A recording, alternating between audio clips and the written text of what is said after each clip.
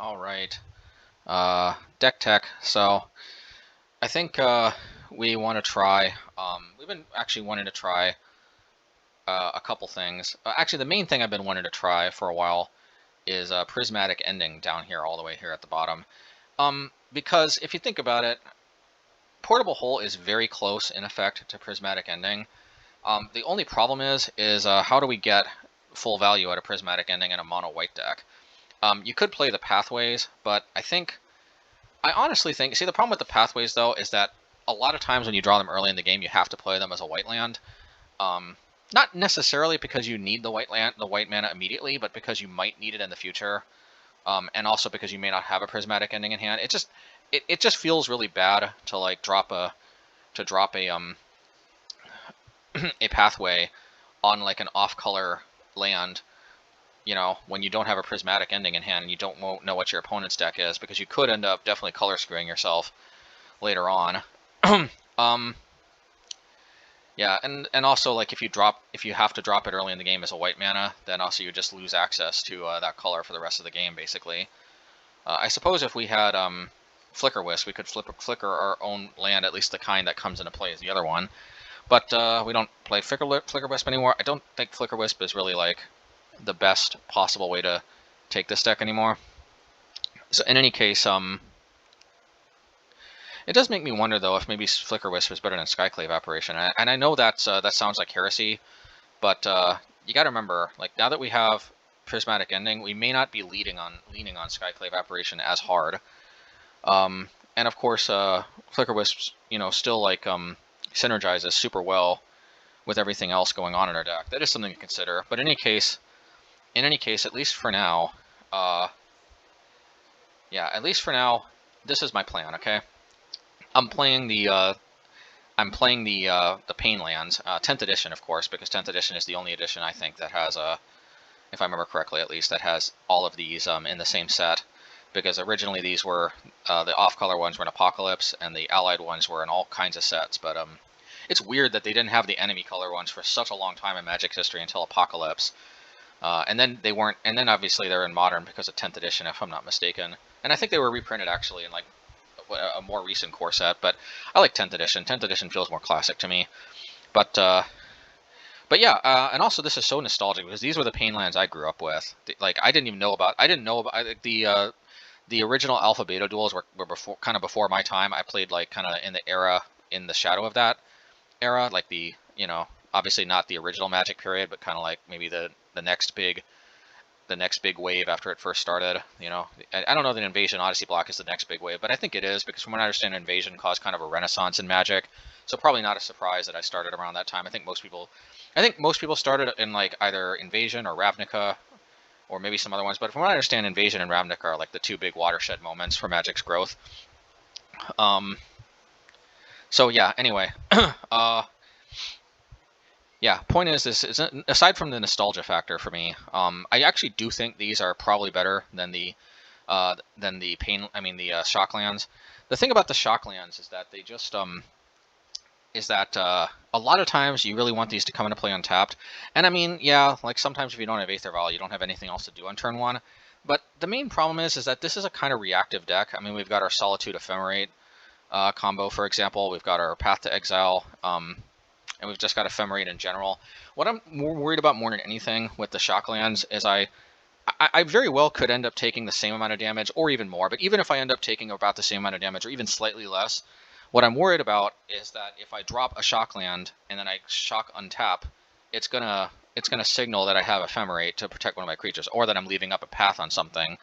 And it might seem marginal, but I don't think it actually is.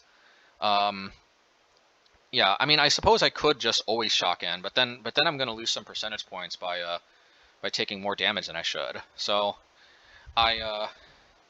yeah, so I kind of like the way these leave it more ambiguous whether you got something in your hand. And the reality is, like, I've already played like a test 2-man before starting this league, and it was against Hammer Time, by the way, which I did win. And basically the color, like, basically I only took like maybe 2-3 damage the entire league, even with the Horizon lands, you know, maybe 2 to 4 damage. I really did not end up taking much damage at all. probably more like 2 to 3.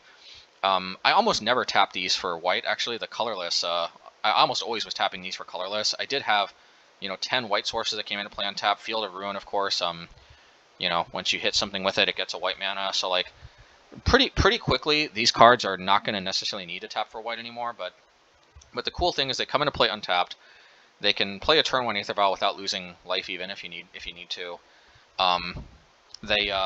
They can tap for white untapped. You take 1 damage, but that's 1 damage less than if you had to shock in.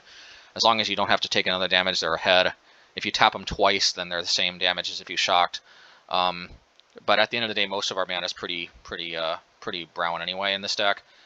Like when we're working toward a Batterskull or a Kaldra or something, it's overall our overall mana saturation is very brown. And yeah, so what this means is this means that we have access to 6 color sources for juicing up our Prismatic Ending. And I mean, is it worth taking some extra damage during the game to have a juiced up Prismatic Ending? Maybe not. I will say that I've generally beat Burn every time I've played it. I don't recall losing once to Burn so far. That could obviously change because Burn is always something you have to threaten, but it is worth noting that we have our Charming Prince to gain 3 life. We can ephemerate it or play another Charming Prince to blink. Well, I guess you don't need a Charming, you can just gain 3 life. But yeah, we have ephemerate to gain, to blink it, and then whether they kill it with a lightning bolt or something, or we ephemerate it again, if you successfully ephemerate a Charming Prince, it kind of represents a 9 total life point swing. 3 from originally playing it. I mean, I guess a 6 point life point swing because you already gained the 3 life, but like Charming Prince already gains 3 life. And the cool thing about ephemerate is once you ephemerate the Charming Prince against Burn, it kind of represents like a 6 point life swing because you gain the 3 life, and then it comes back, and then sure they can prevent you from gaining another 3 life by killing the Charming Prince before the ephemerate rebounds, but then you prevented 3 damage from them having to go after the Charming Prince.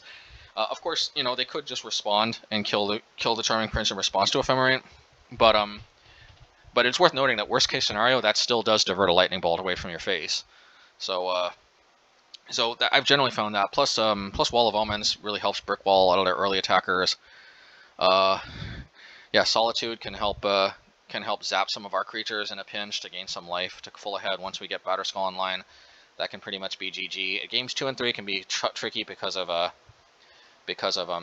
Smash to Smithereens, but especially now that we're playing the another card that I've kind of been wanting to try, is Chalice of the Void in the mix. I hope that we could have Burn fairly under control, and ideally we want to have a Aether Vial on 2 and then play Chalice on 2. That of course won't always happen, but ideally Chalice on 2 because we're not just worried about the bolts. Ironically, we're more worried about Smash to Smithereens. But in any case, we've got a decent amount of life gain built into the deck between Solitude, Charming Prince, and then Ephemerate to rebuy Charming Prince that I have never really found Burn to be too problematic.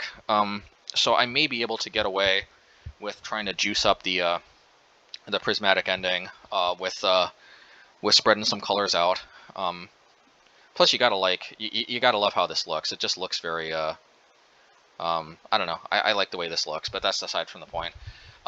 So it is worth noting that we could play a fetch land package and play some like shocks to fetch, but I don't want to do that. I mean, playing fetch lands exposes you to like getting like Archive Trapped out of Mill. It exposes you to like Dryad Arbor out of like actual Taxes decks.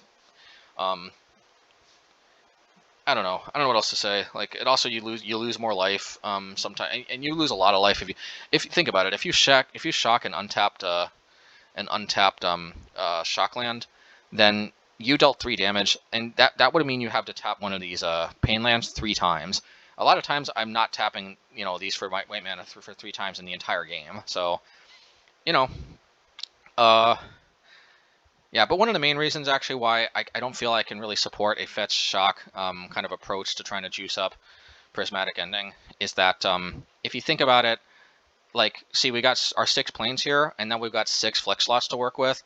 I could take out, first of all, I'd have to take out the 2 Horizon lands, and that means, Horizon lands are just so nice because, especially with only 2 of them, we very rarely take too much damage, but then we can draw a card if we're flooding. I think everybody knows how awesome Horizon lands are. Plus, they just naturally juice up Prismatic Ending in and of themselves. but they're not as consistent, obviously, because a lot of times you want to crack them, and if you crack them, then obviously you can't, I mean, so they're good. They feed into the prismatic ending, but it's also nice to have like dedicated lands of different colors that won't necessarily just get sacked. So so I kind of like combining the Horizon lands with the Pain lands. But if you think about it, if we had a fetch shock mana base, we have like 6 flex slots to work with. I feel like I need Cave of the Frost Dragon, so I don't think that's negotiable. It's just too important. Like sometimes we just don't have creatures late in the game. This is almost a freebie.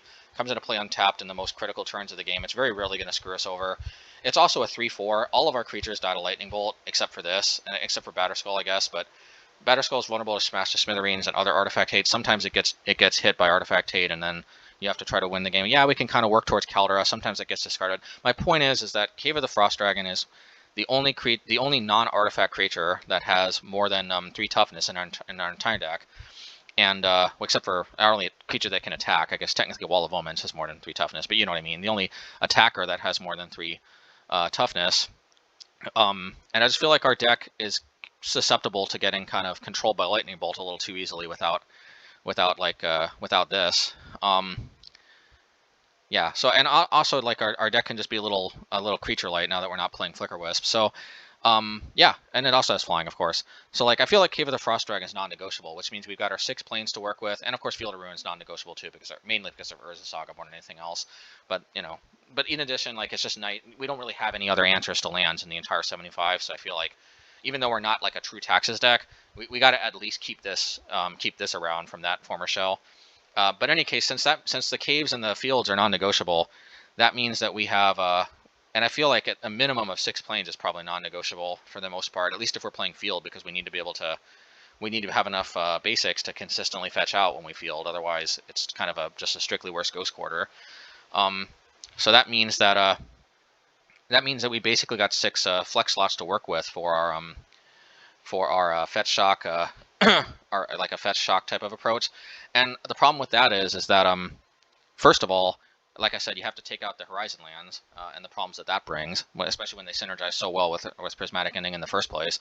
But second of all, you unless you play like 2 fetches and like 4 shocks, which I guess you could, but like if you play 4 shocks and 2 fetches to try to like hedge more, to just fetch basics if you don't need the shocks, you're not going to be able to go up to the full 5. And yes, I know technically it's going to be very rare that we're going to have all 5 colors in this deck, but it is possible. And with 6 of them, it's entirely possible we see 4 of them in the game. If we only had 4, it's maybe not, realistic at all to expect that we see all 4. But with 6, I think if we go like halfway into our deck, which a lot of times we do throughout the course of a game, I think it's going to be a little lucky. I think, let's put it this way: with 6 of these, if we go halfway in our deck, it's very reasonable to see 3.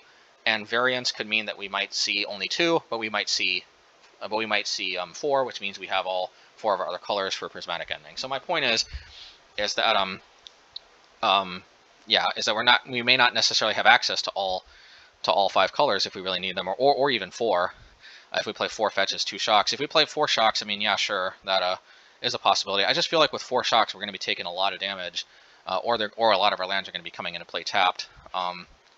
And if you add fetches into the mix, it just kind of, yeah. I mean, at that point, if we're, and also, like, I really don't see the point. If I'm playing 4 shocks, I might as well just be playing the 2 Horizon lands instead of 2 fetches, in my opinion. But here's another reason why I don't like why I prefer having the Pain lands over the shocks.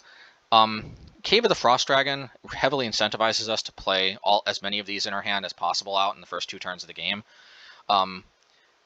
Like the shocks the most likely time that we don't have anything to do in the game is the first turn anyway.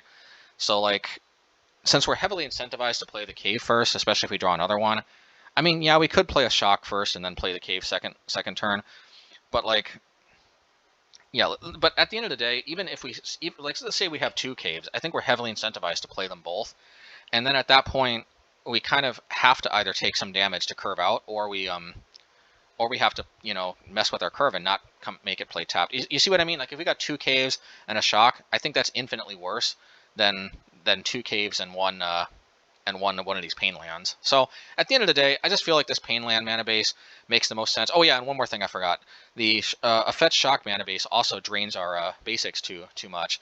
Like say if we had, I mean even if we had 2 fetches, but like if we had 4 fetches, we'd have 4 fetches and 4 Field of Ruins, both drawing from 6 basics. I mean we're going to run out of basics too quickly, in my opinion. But even if with 2, I think it's kind of dangerous to have the same number of basics, like the same number of, you know, fetch effects, fetching out the same pool of basics. Especially if the game goes long, I just feel like run out of basics is a real thing. And this deck can use almost every single mana that we get, especially with Caldera in the mix as a possible late game top deck. So yeah, so for all of these reasons, I haven't necessarily tested with the other versions, but I've thought about this a lot, and I really think the pain lands are the way to go. The only other possibility I think might be the pathways, but again, the problem I have with the pathways is that the main thing is if you play them early, you lose the other color for the rest of the game. Now you will take less damage, but what I'm really worried about is if they play some kind of 3 or 4 mana card, and I'm just gonna feel bad if I'm staring at a Prismatic Ending and a couple pathways that I had to play as white lands, and then I don't have the colors I need to deal with them. But I took less damage, but like the only deck that I feel is fundamentally beating us just on life damage. Like I feel like if we lose from like a top deck Lightning Bolt against another mid-range red base deck, I feel like most likely something else went fundamentally wrong. And I have a feeling that there's a decent chance we would have lost anyway. Whereas like Burn is one of the only decks that I feel like we lose solely based on the card advantage access. Because it is important to note actually that against other mid-range decks, sure, we might lose sometimes to a top deck Bolt because we took a little bit more damage, but we also might win more because we get to Prismatic Ending, you know, something like, I don't know, a Liliana or something like a sword of some kind, or even a Karn Liberated, or a Jace the Mind Sculptor, or a Chandra Pyromaster, or Chandra whatever it's called, Chandra the 4-mana Chandra or whatever. I mean, you get the point. The point is, a lot of these mid-range decks play stuff that costs more than 1 mana, needless to say, and or 2. So like, it's very possible that we might make up for some lost percentage points even against those decks, simply because Prismatic Ending is more juiced. But yeah, Burn is the only deck that I think fundamentally punishes us for trying to do this, and I think we're pretty good situated enough against Burn as it is. But if Burn ever becomes truly omnipresent or really starts picking up an enormous amount of meta share, it's already like out and about, and I do expect to play it probably once each league a lot of times. But I'm confident enough that we're going to beat it. But if Burn either somehow juices itself up some more, and that somehow decreases our percentage points, or just truly becomes more omnipresent, then there is some consideration to just go with the pathways. So we're only ever taking damage. But the cool thing is, like, if I do end up just going into pathways, I mean, it's still pretty free, and I think it's still probably Prismatic Ending is better than a Portable Hull. Also because they can't get their stuff back if they have a Kolaghan's commanded or something, and they're already incentivized to bring an artifact hate against it. Oh, and one of the worst things I hated about Portable Hull. I do like Portable Hull, and I very easily could see myself playing it again. If there was no Prismatic Ending, I'd be all over Portable Hull, and I'd still overlook its downsides. But one thing that I hated was somebody Shattering Spreed me, and then I had like a couple Portable Hulls just laying around, just waiting to be more card advantage off of that thing. That of course won't happen with Prismatic Ending. Anyway, this has gone almost 20 minutes. Let's I guess see how this goes. Hope you all enjoy. I haven't really played this deck in a while, but I did play that one game. I haven't played a full league in a while, but I have played that one match against Hammer Time. And for what it's worth, I think we got Hammer Time under control. I never felt in any particular danger in that match. So maybe we face a bunch of Hammer Time, and maybe we get an easy trophy. I don't know. We'll see. All right, match 1. This was a little bit of the fear of keeping, of having these pain lands in the deck, but on the other hand, like if these were the pathways, well, okay, and suddenly we're in much better shape. But yeah, see, if these were pathways, then then yeah, we just wouldn't be able to play them. I mean, we just might not be able to get any extra value out of Prismatic Ending. Okay. It's kind of a nothing burger for us to do here. Just putting Adarkar Wastes into play just because this might psych them out into thinking we have blue. I mean, we actually play blue cards as opposed to just trying to angle for Prismatic Ending. Okay, let's see here. Okay. I would have preferred to draw that earlier. Should I just play Skyclave out? Nah. Should I just play Sword of Fire and Ice out? I mean, I guess. So you notice how we took no damage from doing this, and that was kind of the idea with these lands, is that so much of our deck is colorless, and that's fine. This, in the grand scheme of things, I don't think that that's our most important equipment. Batterskull is most likely. Consider this like a 3-mana discard spell. We discarded counterspell. Alright, so we can Skyclave that, which I think we will. We could also Prismatic Ending it, but I'd rather Skyclave.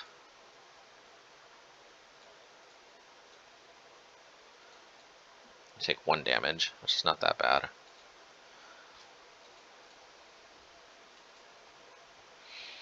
Yeah, play Frost Dragon. I don't like them getting a huge token out of the deal, but we can just Prismatic Ending that token. So, no biggie.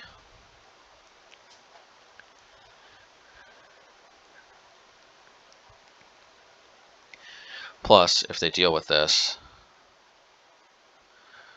Okay. We're close to actually Prismatic Ending that. Okay. I think... Oh man, I was hoping to slam Batterskull. Since we can't slam Batterskull, or better yet, yeah, since we can't slam Batterskull, I hate to do this to you all, but I think this is kind of GG. Yeah, I don't want to show them more of the deck. It's just, trust me, it's just not gonna happen with this Teferi ticking up.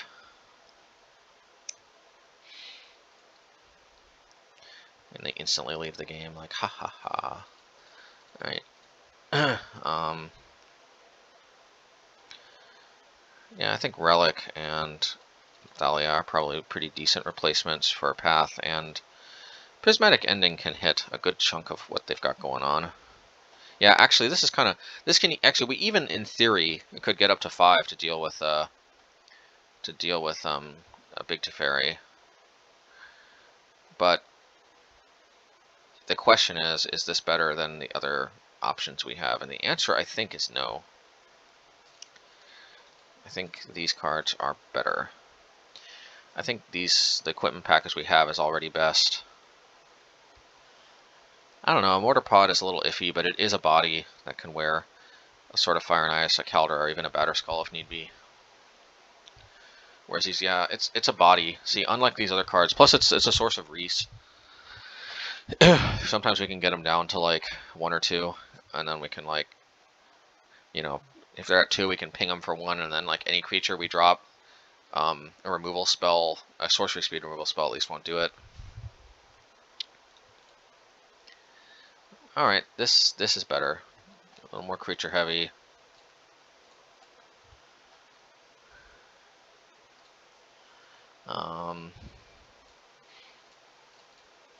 This might be kind of telegraphing that we've got a Prismatic Ending. Well, maybe we want to telegraph that we got Prismatic Ending if we took it out. Okay, so they're going to Prismatic Ending us. That's fine. We got another one where that came from.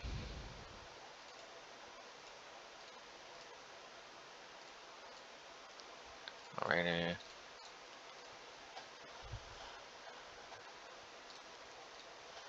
Alrighty.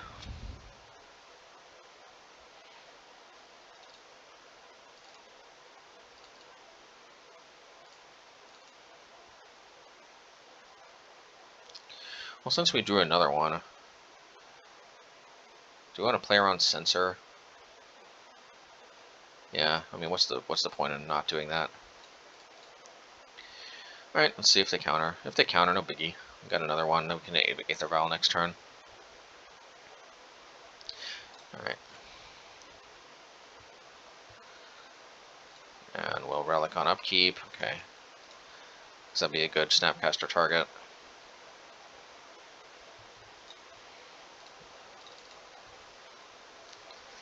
Righty. Thalia, kind of messing with their mana. At least that's the hope. Maybe it is, maybe it isn't. Who knows?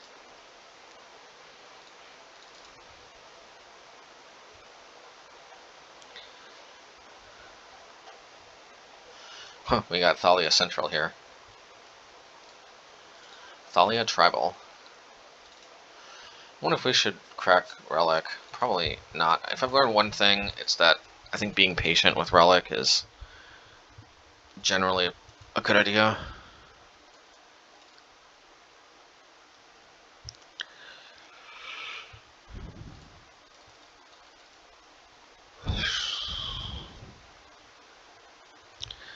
Well, they can't drop Jace. That's good. I wonder why they're just taking it from Thalia, not dealing with it. I wonder if they can somehow see our hand through some kind of hack or something. I mean, I'm not... it's unlikely, but like, why would they not deal with Thalia? Because it's obviously better for them to do that, but it just seems like... it just seems impossible for them to know that we got 2 more in our hand. I guess that's fine. Okay, I could just Field of Ruin this now. I guess why not?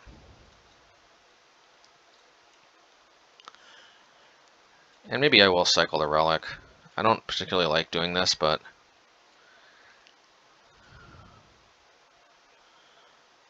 I gotta make something happen though, yeah.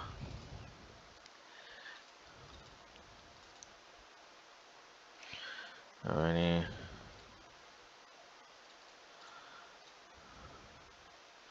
Just gotta play something, right? And I think I want to play my Thalias before I start ephemerating them, if you know what I mean.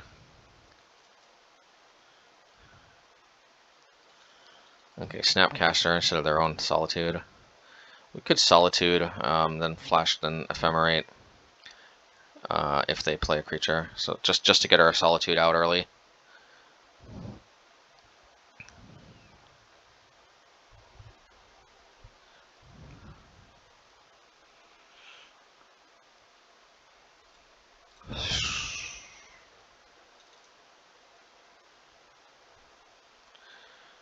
That's not half bad.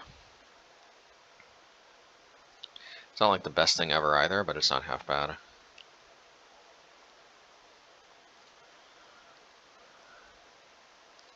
Alright, let's play this. Draw a card. Alrighty.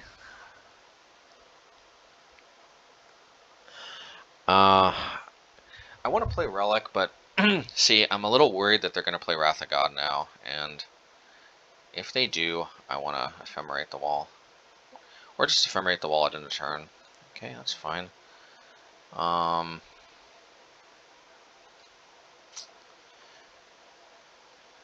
I needed to draw more lands, because like maybe I could put more pressure with Cave, but... Snapcaster, Solitude.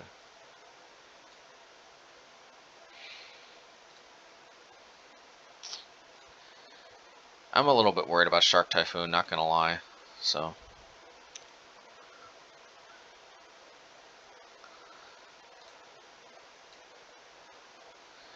I think I'll Ephemerate the Wall of Omens now. No, I'll wait till end of turn. Because then they really may want to Wrath of God if... But they can Solitude in response, actually, which is not nice. So I'll do it now.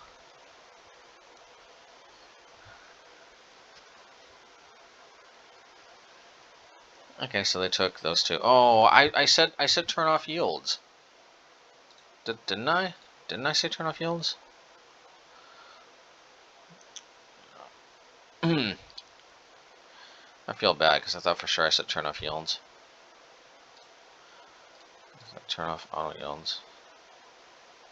Maybe I hit yield until end step. Well, then why wasn't I yielding until end step? Okay. Oh, what is this?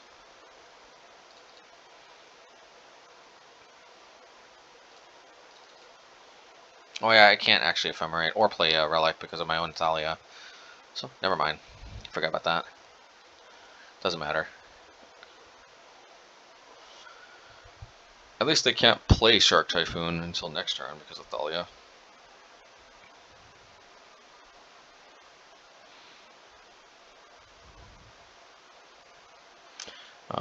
Sack?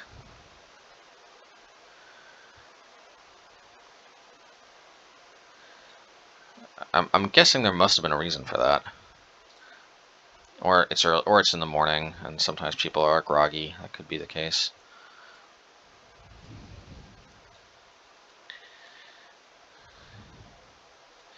I'm genuinely surprised by, Alright, I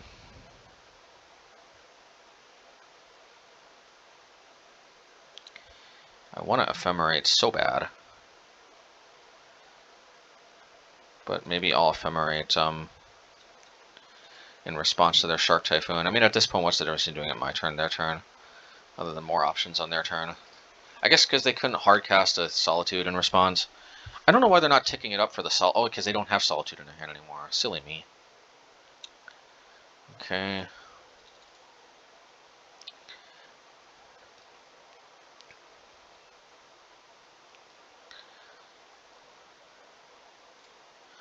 Maybe I should have ephemerated in response. Return that to my hand. Yeah, I should have ephemerated in response. Alright.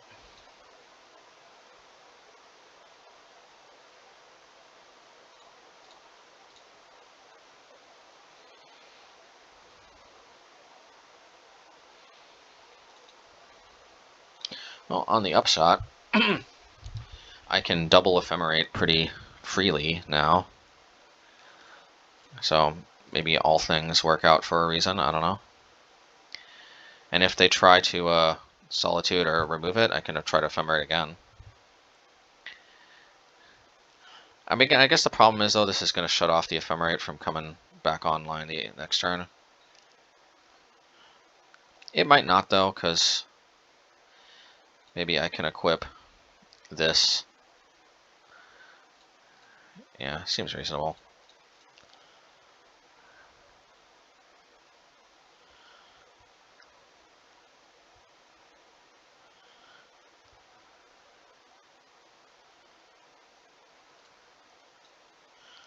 I guess I should have ephemerated again, but I don't know. I guess I was hoping, I don't know what I was hoping to do exactly. Probably should have played the Thalia, to be honest. I mean, that might have just lost me the game, actually. Because now they can play Shark Typhoon with more mana up.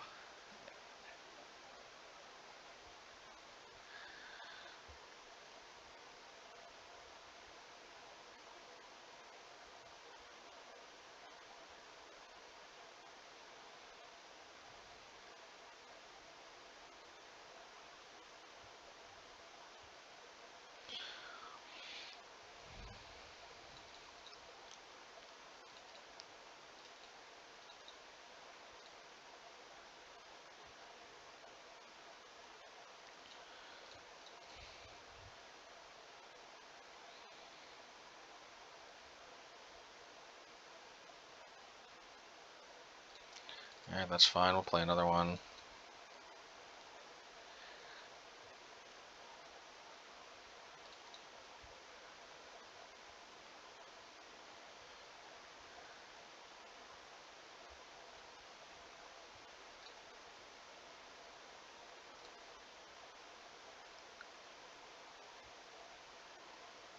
Well, we wouldn't have had the relic around anyway to help us, because it would have just removed a Teferi or something.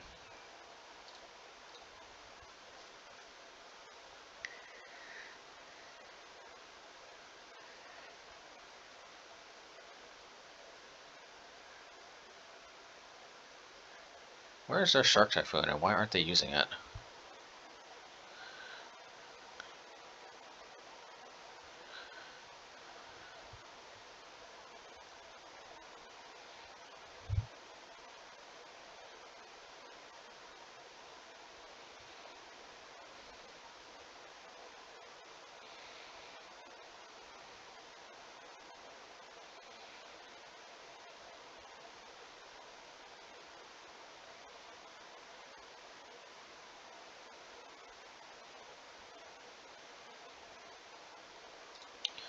Alrighty. So, here's what I'm thinking. I'm thinking lead off on wall.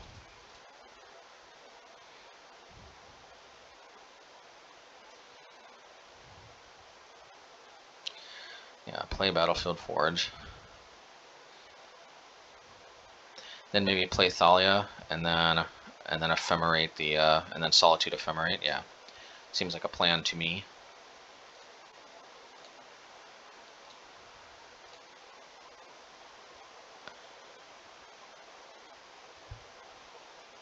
Or Solitude ephemerate rather.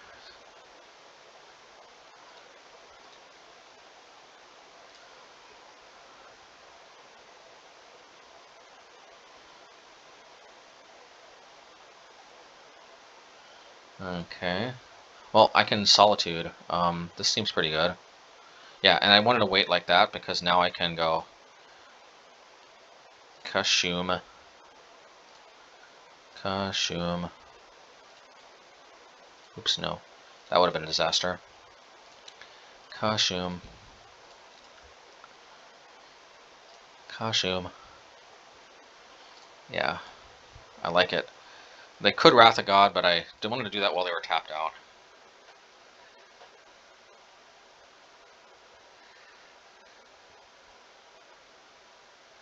And I wanted a Thalia to be in play so they couldn't force negation.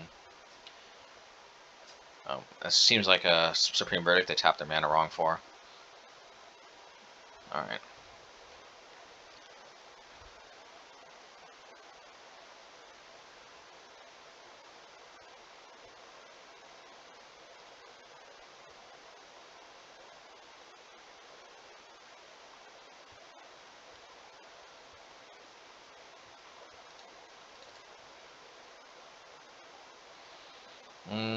I guess Solitude, we'll just play it.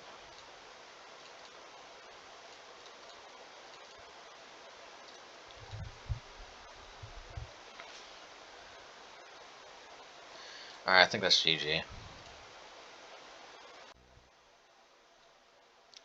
Alright, match 2.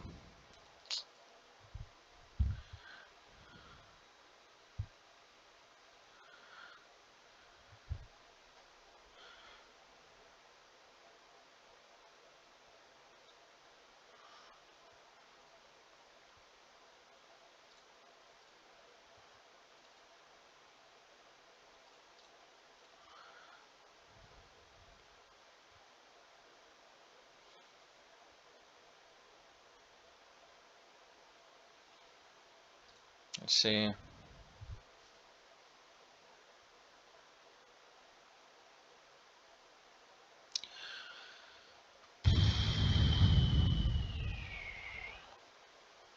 Instead of playing Stoneforge Mystic, I'm wondering if I should just scoop it up. No.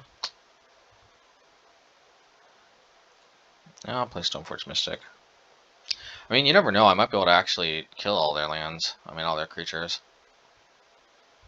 Solitude.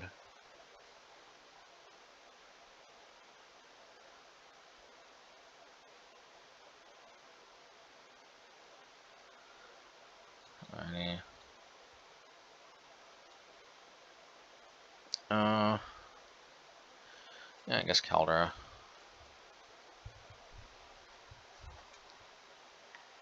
This is where Chalice is possibly really going to be helpful.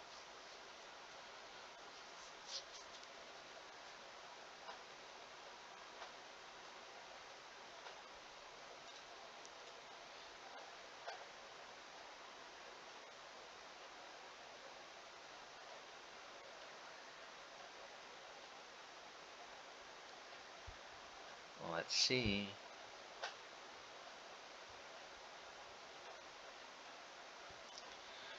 Let's see. Ha ha ha ha ha. Ha ha ha. Okay. Well, that's not an incredibly like insurmountable board. In fact, I think that's very surmountable. In fact, I can surmount it with just, I think, Solitude.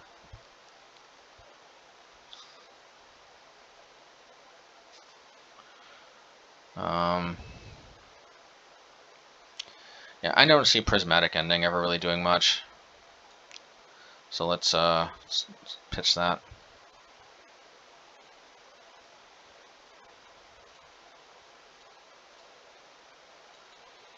Let's try to Ephemerate.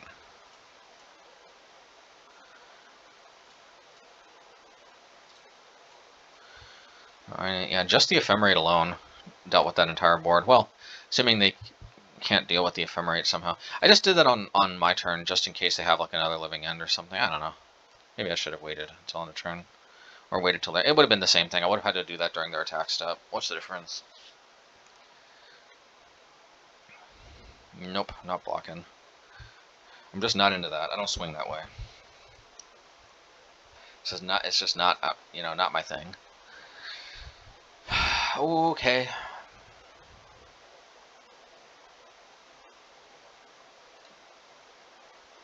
You know, do I even want to rebound? I think the answer is yes. I mean, I missed out on 3 damage, but it's probably worth it.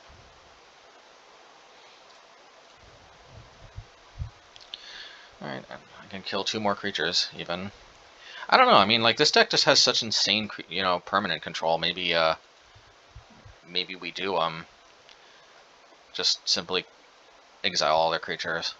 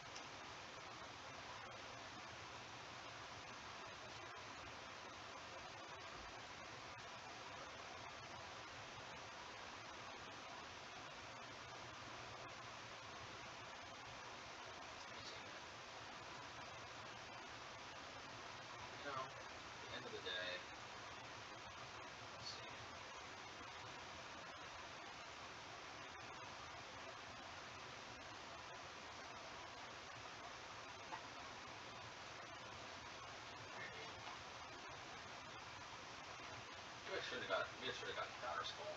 Batterskull's a little more playable. But Caldera is just way better at handling big creatures. Again, doesn't want battle people well, but I guess they can just do it with tokens.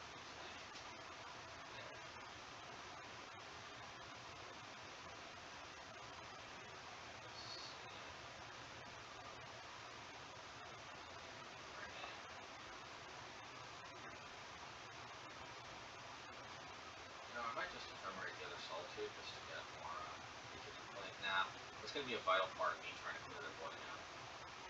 Plus, I get another Stormforge Mystic if they, you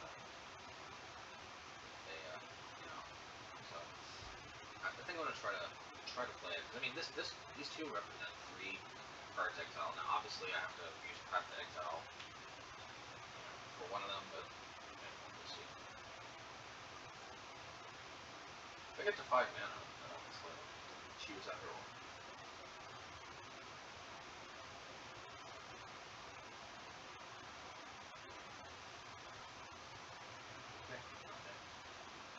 let's do this.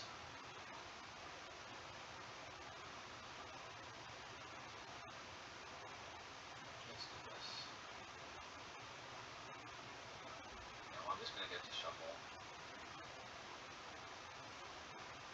Yeah, do you mind going cover there? I think there's one on the stack first. Okay, well I guess that means that you could shuffle.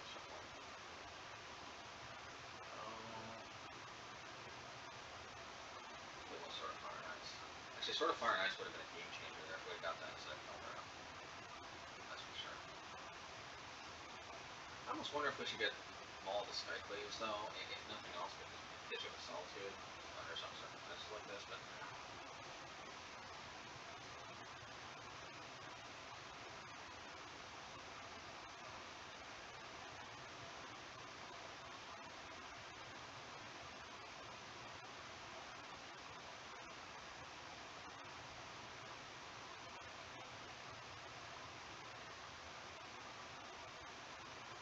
we're going to have half the weaker at the end of the turn, because that's just too... We don't want them to be 7 life. No, actually, maybe we will, because Solitude is still just going to do its thing. Yeah, we'll just let Solitude take care of this entire board. Oh no, actually you're right. We'll let Solitude take care of everything else with half the weaker. That sounds good. Good call. Maybe they also burn up a lot of their time and we went on time for those. Ready?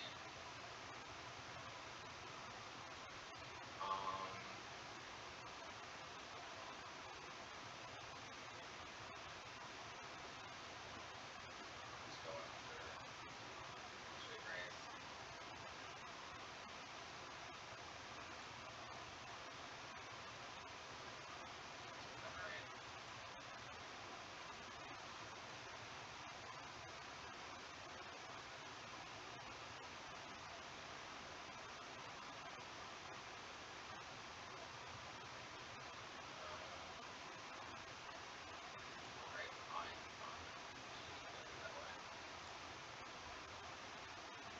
It goes back to my hand, at least. That's good. That's actually enough for that as well. After this.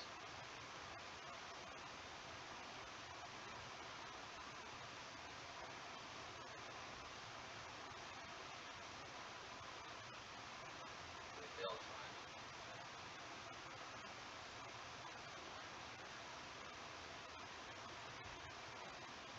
Let's get our game going here.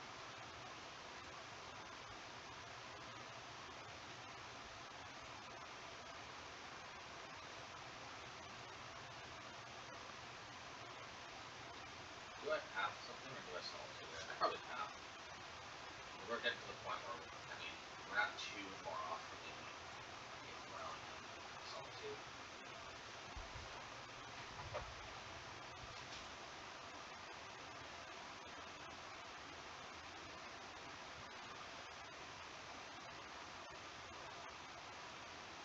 I love the way these exile too, because that means they don't just keep coming back again. Definitely have to love that. And that's probably going to take me Sword of Fire and Ice. Guessing.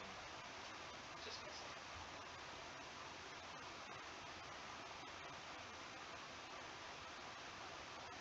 This all is it. They got another Living End effect, but then we got a lot of stuff on that. Maybe Living End is actually a good matchup even without the Graveyard Hate, because I mean, look at this. This is just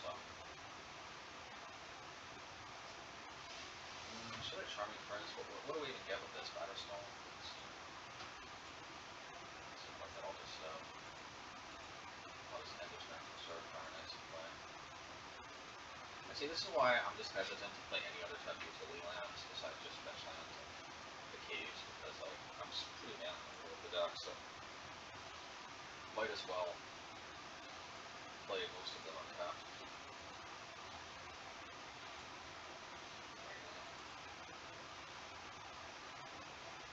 That is fine. Actually, I'm going to try to put Sword of Fire and Ice on Stoneforge Mystic itself, because it's just too perfect of a bounce target. Okay.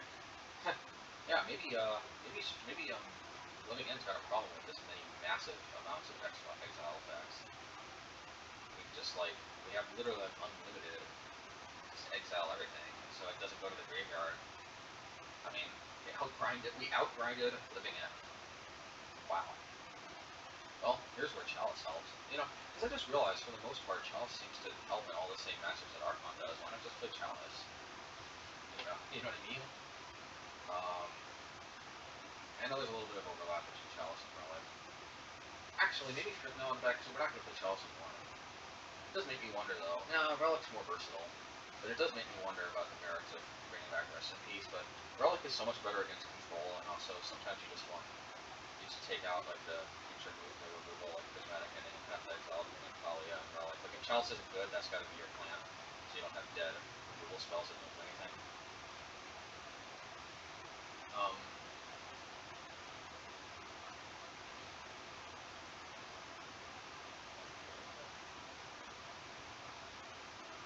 don't know that we need all the moments, so let's go with the Temur.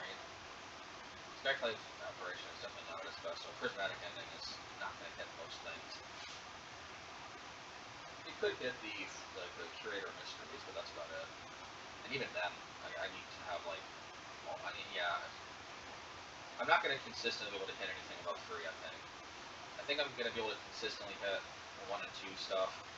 Most of the time I can probably hit 3 cost stuff. Anything above 3, I think it's very speculative to count on Prismatic Ending being able to hit it. Just because I can't, I'm not a 5-color deck. I'm not a proper 5-color deck, so I can't like reliably hit all these colors. They are in the deck, and it is possible to have them, but I just...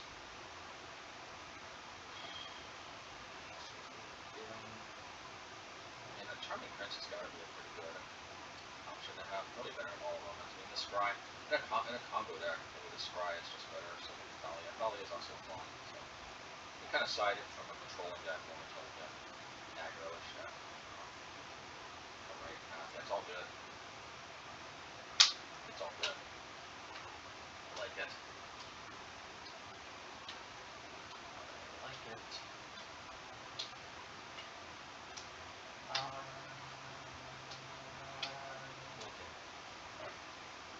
Yeah, I mean, can't complain, can I? I mean, I guess I could complain, but I don't think complaining is...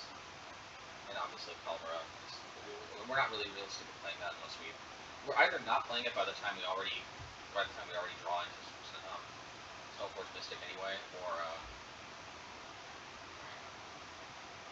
let's see if they try to counter Lead Chalice, because actually it might be worse if they counter Lead for now.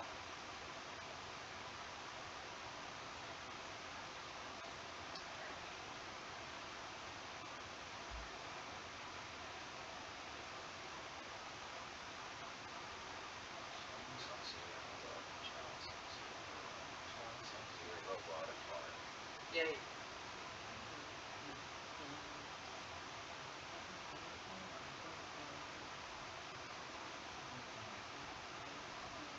That's fine.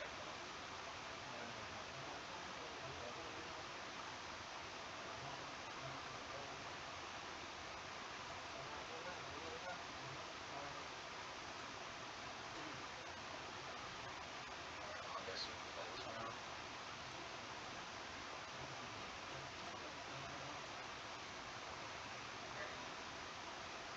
We could play them both out because Chalice and 0, and Chalice and 0. It is worth noting, like, if you're new to Chalice of the Void, that may not necessarily immediately flag up. Your mind may not automatically flag that for you. But, yeah.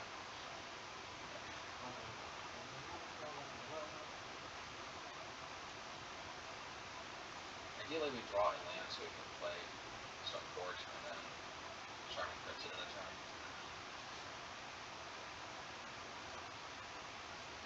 So I just put Thalia in play for I have 3 mana. Yeah, could be useful.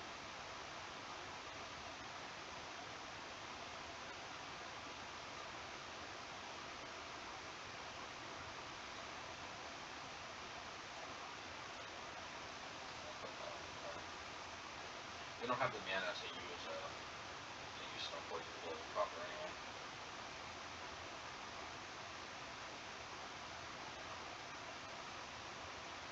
But maybe this delays them playing Llanowar first. It doesn't delay them playing Charlotte Station, but Chalice delays them Charlotte Station, so there's that.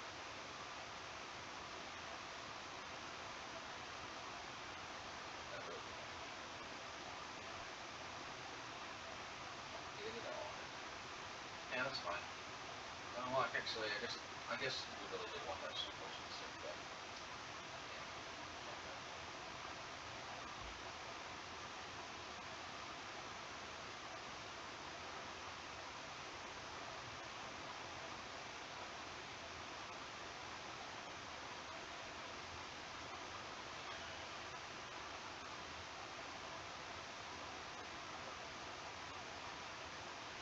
no, Dahlia's actually gonna put on me for playing another skull.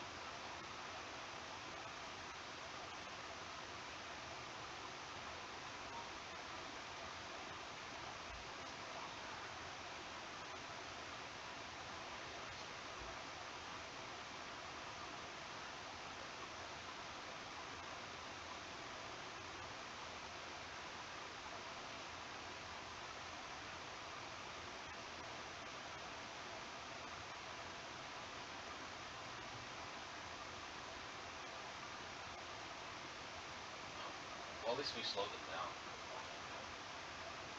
No, that is serendipitous. Although honestly, I probably just want to play Charming Prince anyway.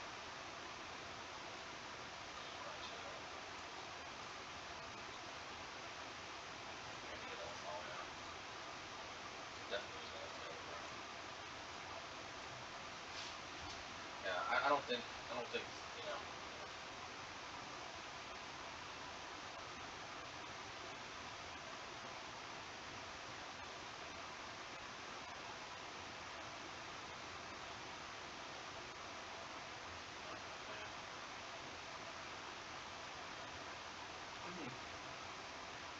Hopefully the last card in their hand is what?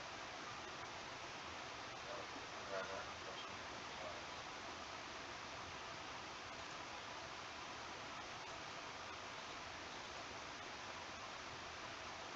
Yeah, if they block the Charming Prince, fine. It'll come back.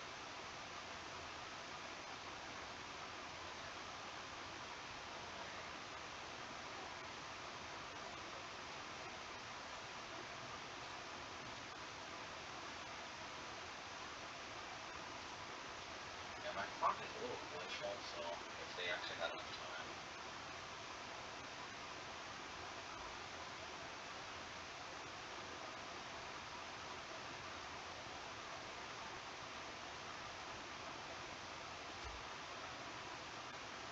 This time we don't have all our moving spells. I guess we did have Caldera though, actually. I forgot about that. Yeah, you know what? We actually still were in that, actually. That's crazy. I shouldn't have scooped. Oh my god. Just didn't realize I was still in that. Maybe this is an extremely good matchup. Yeah, that I didn't realize. I'm just used to normally that would be a scoop. I mean, well, a little unfortunate that they drew both their foundation breakers before we drew one of our relic Genesis, or even like any of for that matter. It's some kind of a consistent issue where I don't know all those that's legendary. Although then again, we just were lucky not to see Wall of Omens or Speculative Apparition last game, both of which I think aren't going to be particularly helpful against looking at. Good, happy measure Thalia and Chalice were better than them. Even though they didn't work out that game, although maybe they did. It was super early.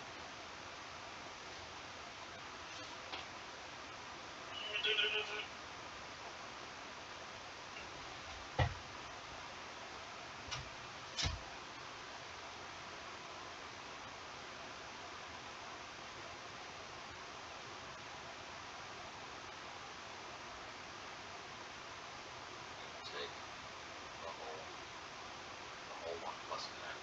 figure out whether or not to decide in there. Here, one of anger or not. I don't know. Should I do it? Should I not? I mean, I'm totally gonna draw this, but I'm playing it as one. I don't know. I don't know if I ever told this story before, but I played against an opponent once who like made such a big, like they made an extremely big deal out of the fact that they missed sideboarded because they didn't side in like a one of, I can't remember what it was, Crowsand Grip or something. It was like, and you know, I didn't say anything because I didn't want to be impolite, but I'm like, how on earth do you know you would have drawn it? It was a freaking one of. I mean, which I guess miss sideboarding is miss sideboarding, but it's like, I don't know, it seemed odd to make a big deal out of not siding to one of. Hey, we got Chalice of the Wood, but this time we got a clock. So I think that's where we're gonna be.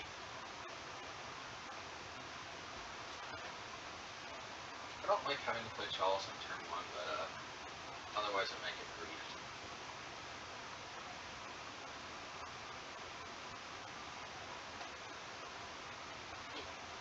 Blah.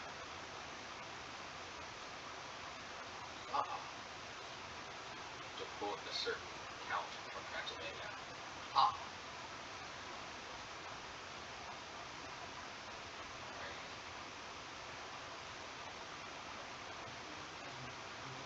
Oops, I don't know that not yet at least.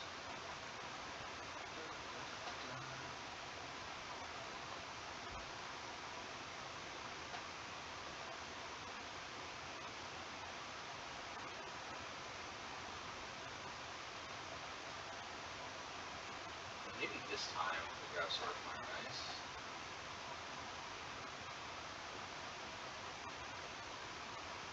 Just trying to think. It's still gotta be Keldra. Keldra is just the #1 best card for closing out the game. You can also ephemerate. Maybe Leo. No, actually. We may want to play Thalia just to have a backup in case, like, so let's say they don't Foundation Breaker. We may want to play Thalia as a backup to the Chalice, because what that does is that means they can't end the turn Petty Theft. They can Petty Theft in response, but then we can play Chalice for 1 on field of run. I mean, it won't have a color in it if we play it on the field of run. So that may be what we need to do instead of playing Keldra, but I don't know. Maybe not though.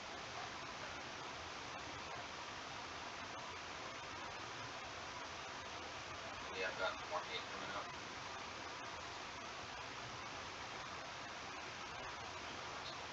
But maybe Thalia gets us there nonetheless. Maybe I should have ephemerate first. Ephemerate plus Solitude would be much better.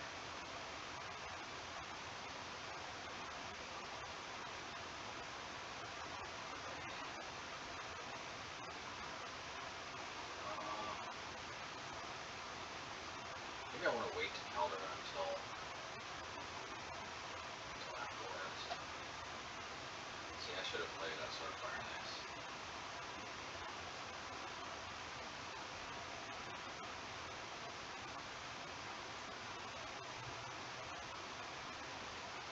But I'm gonna have no stone. I can keep this Stoneforge Mystic in hand.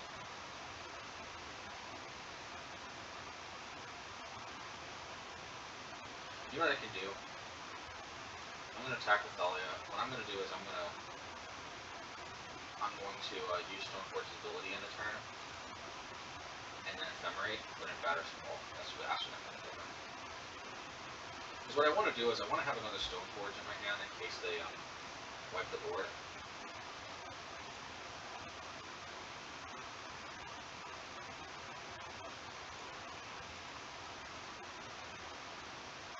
Keldra is going to be my best bet to overcome some type of board wipe.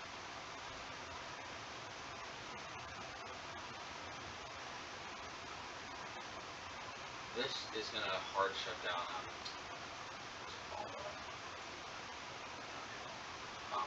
Violent Outburst this turn, but maybe not. Okay. So what I want to do is I want to do this. Hold Control.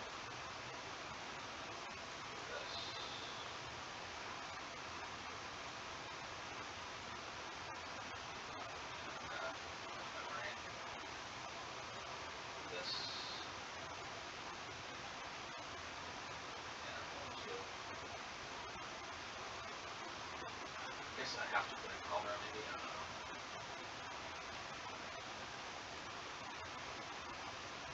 Put color or powder small.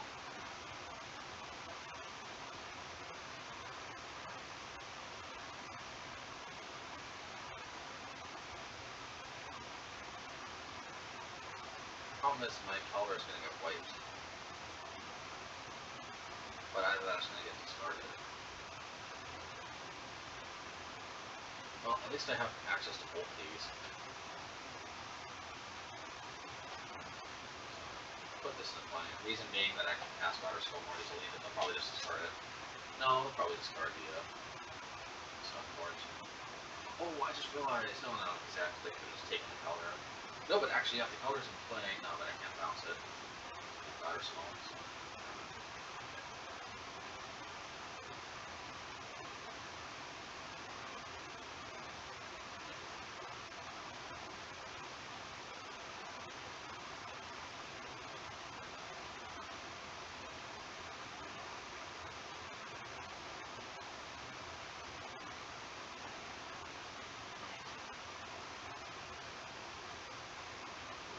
Yeah, they don't have Starless Agent. That's good.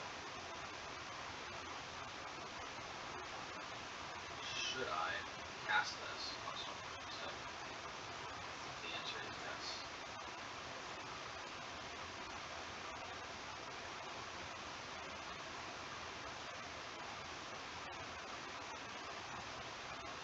Very nice. I wish I had more fun though. There's a lot of choices to be had here for sure.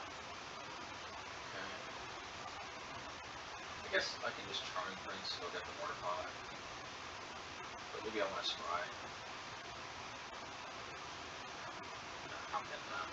How can not picking some first mistake be a thing to do?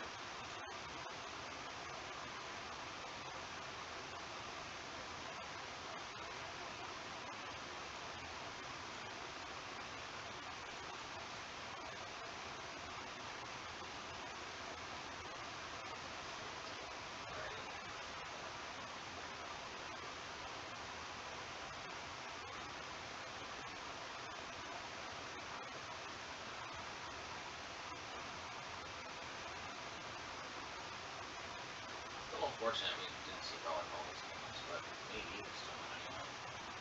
Also, like, we suddenly these games don't have our another goal that we seem to have had in one. We seem to have a more creature-heavy hand, but we still have it.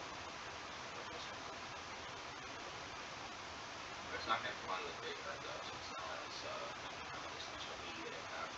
Well, if they are on Violent Outburst, they don't have another land.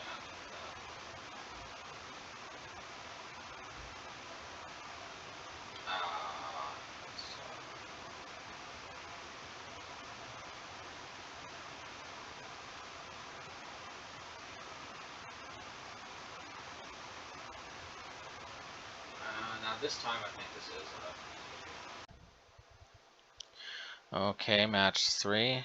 Well, not the perfect hand, but I mean, it's against a Luris deck. Can't complain, right?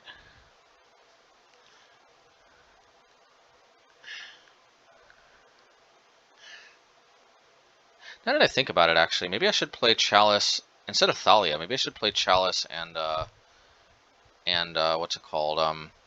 Archon of Emeria. Yeah, that might be better. Oop, that was a mistake. I did not realize I was just going to draw Cave, but you know, I doubt unless I draw another Cave, it's not going to make a difference. Or unless I drop a 2-drop and I draw like a colored land, in which case it'll force me to play the Cave the following turn. Yeah, well, I don't see a Voidwalker in my future, so okay, fine. Wait a minute. I think I might want to prevent this. Do I? Well, the problem is that if I don't...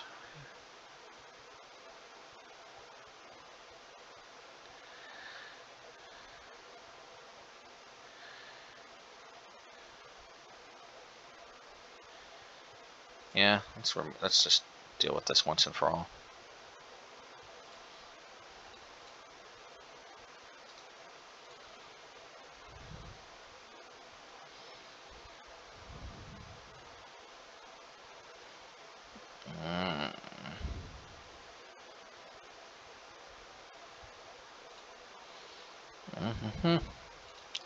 Alright. I kept Skyclave because maybe we want to deal with a higher... It's kind of a little higher, more powerful card. Plus I don't happen to have any of my 6 colored lands. So...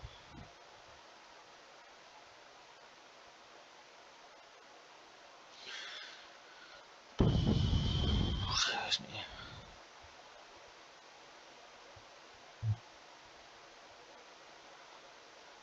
Play another Ragavan.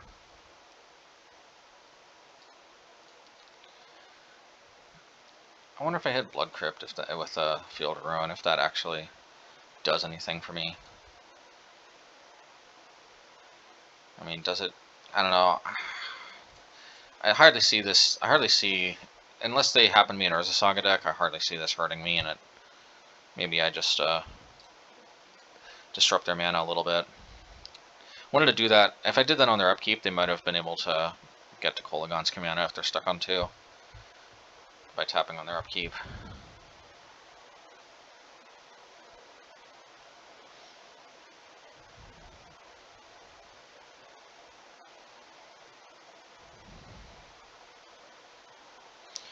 Alright, makes me wonder if I want to Field of Ruin the Blood Crypt.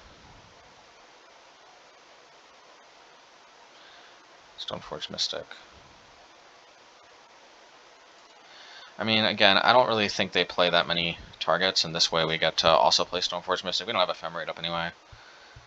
But this way, it might fix their mana, though, too, where they can bolt this in a turn. Maybe that color screwed them, I don't know. I doubt it. I think we play Batterskull because we can actually possibly cast this. Alright, yep, that's fine.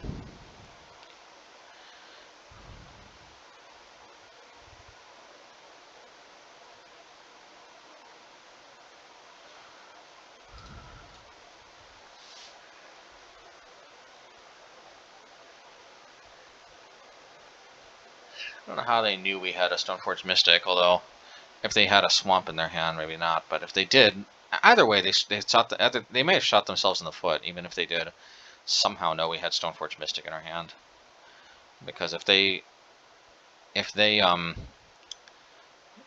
got what do you call it, a mountain instead of a swamp, that's a big problem. Yeah, they did. Why did they do that? They needed to get swamp. Like, I don't know why they would shoot themselves in the foot like that. I don't know, maybe they got Kolaghan's Command. But if they don't got Kolaghan's Command, I like the position I'm in.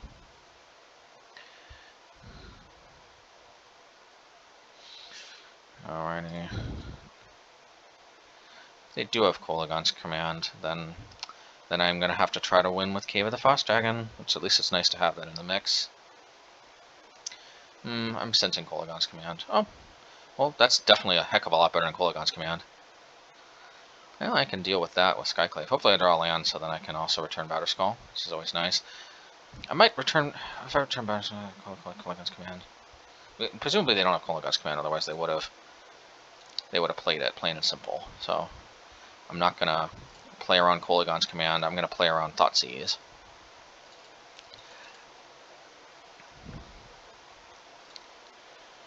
Alrighty.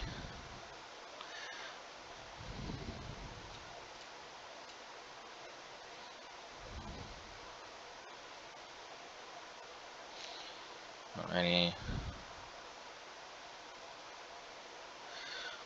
Do they not have 2 swamps? I mean, Doris, I don't know. Is Batterskull really just game over for them? I mean, they're in the 0-2 bracket, so maybe they're just kind of checking out. We've been there. Yeah, but you know what? These Thalias should really be Archon most likely. Yeah, because actually, what Chalice does is Chalice buys us time to where we can drop. Man, the only problem is against Control, Thalia was. We still lost against Control, but maybe we just throw in the white towel against Control and then just have a really good sideboard plan against combo. I don't know, but I mean, Archon is not like completely dead against Control too. Plus, oh, but you know what? We can play multiple of it. Okay, I'm sold. This is gonna be Archon next. Maybe Archon next league. I think, or at least it should be Archon instead of this one in this list. If I change the list, it'll probably be changing more than just Thalia. I think this is definitely a match where Chalice is good. Could be a match where Relic is good. Honestly, I don't know if I need Aether Vial in this matchup. I think this is like an attrition matchup. I don't think I need Aether Vial, believe it or not. Relic.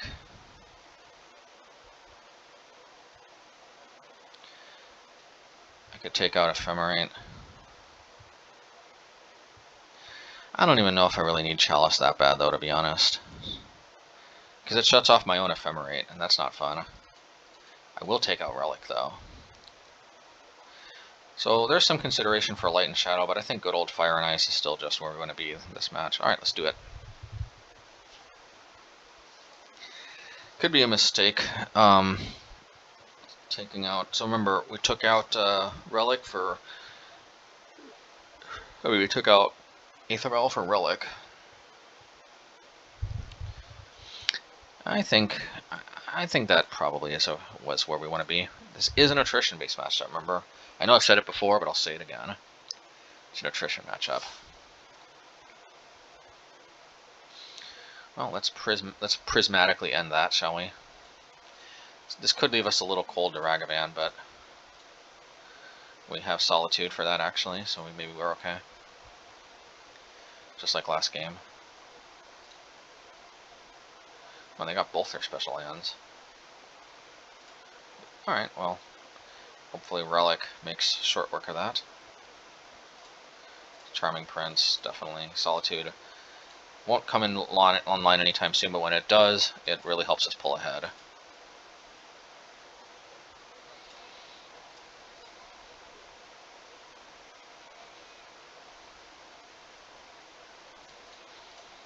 Alrighty.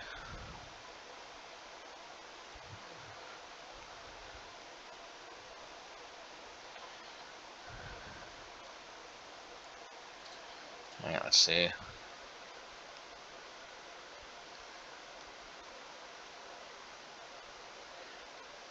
Oh, wait, no. No, you don't. Oh, no, you don't. Oh, wait, I forgot. Do I want to go for... Nah, I'm not gonna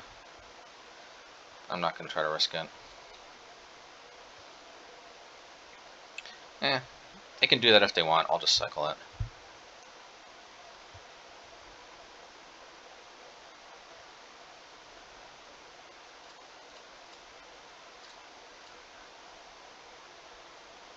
Okay, good thing we didn't crack preemptively, because we at least got them to crack their treasure token.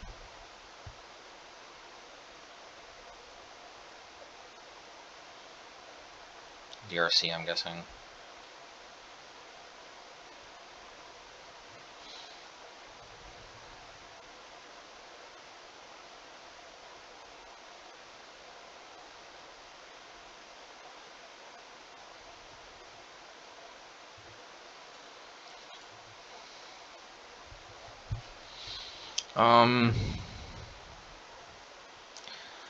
Let's charm our prince.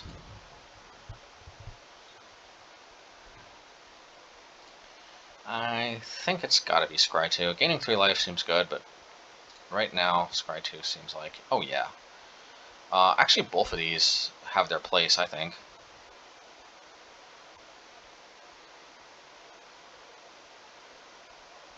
I think, actually, Mortarpod first. Because I have a feeling that,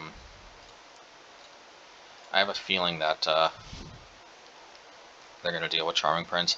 And I guess I like, Mortarpod a little bit better, because I can, I don't have to mana ramp them. But I do want Path 2, just I think we wanna try our hand at, what's it called first? If they would have Raga-dashed, I couldn't block because of Shinka or Shizo. Ooh. Target player discards a card.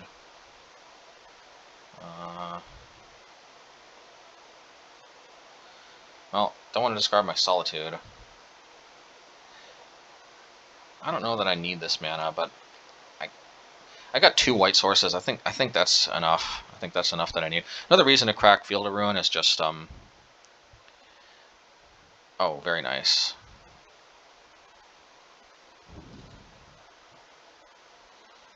So now I'm kind of regretting leaving leaving Path on top, but it is what it is. Well, I think what I'm going to do to fix my mana is I'm going to hit... What's worse, Fear or First Strike? Probably Fear. Or maybe I hit the... Yeah, I'll just do it this way.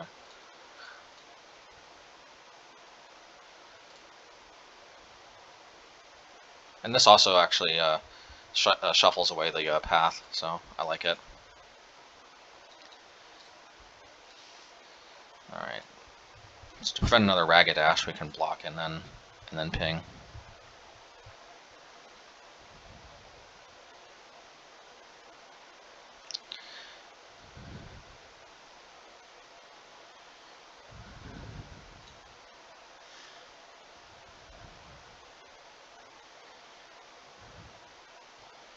Alrighty, and this way we also get a cool equipment out of the deal in addition to killing Ragavan. That's why I prioritize this over Path, and I'm not sad about that at all.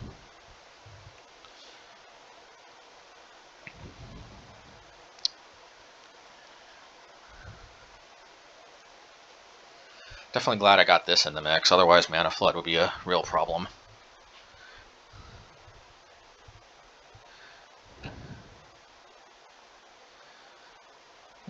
Yeah. Alright, let's see what I draw. That was kind of the least exciting card I could have drawn, but you know. Hey, later on in the game it could be good. Hopefully they don't fetch any really good goodies against me.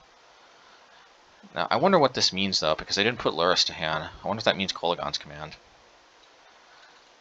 If so, I hope at least I get to untap so I can play Solitude.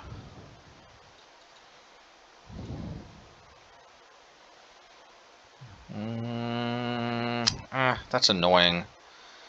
Because I'm going to have to go through my own wall probably at some point now.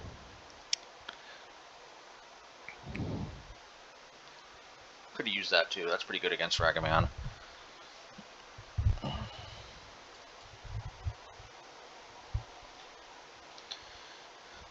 Okay, I really have no idea why I didn't put Lurrus to hand. I guess they still could have Kolaghan's Command.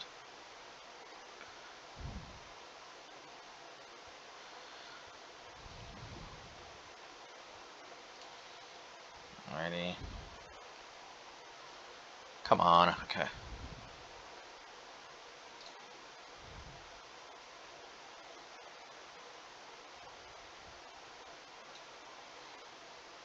So, I don't know why they didn't just put Lurrus to hand then. Anyway. Oh, but they still have a card in their hand, don't they? Oh, they drew a card. Looks like they could have drawn this. Alright, I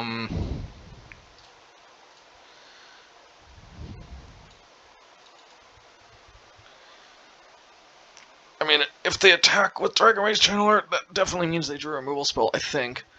Because we're threatening to block with Cave of the Frost Dragon. And I gotta give them credit that they know what they're doing. Either way, what am I supposed to do? Not Solitude the Ragavan? It doesn't change our play one bit if they attack.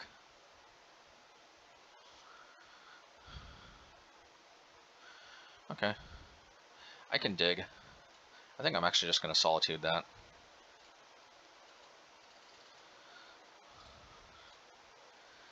And then I'm going to try to equip Mortar Pod.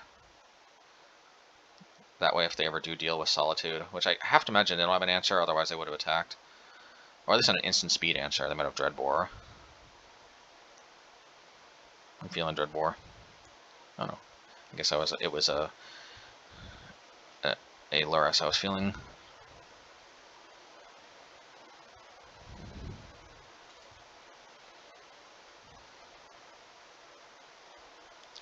Not bad.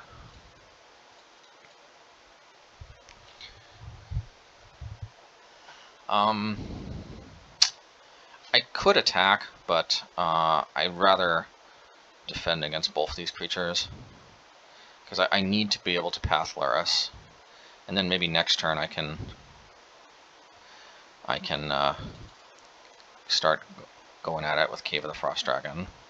I think that is the plan.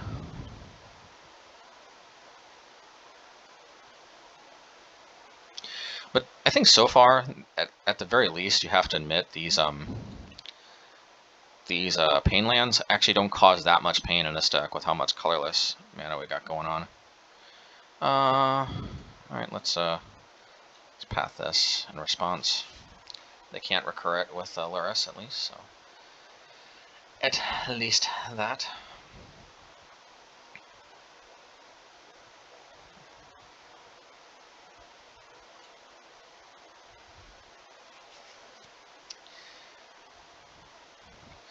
Unfortunately, Prismatic Ending doesn't deal with Laris yet, because I only have one of my colored lands.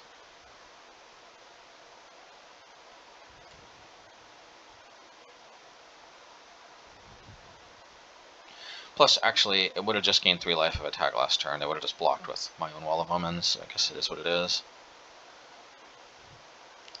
Solitude off the top would be pretty nifty.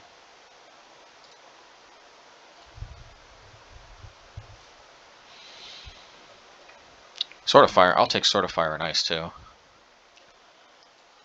I'm getting close to Kaldor mana, too, so like there's good plays available to me.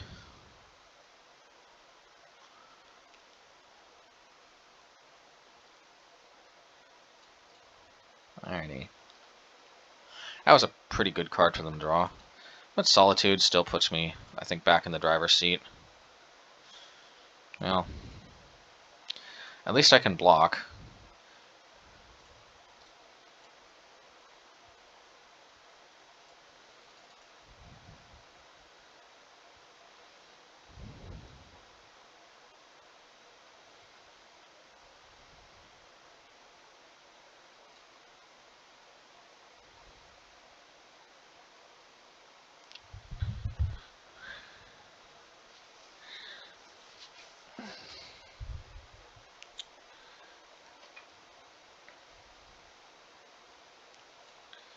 Alrighty.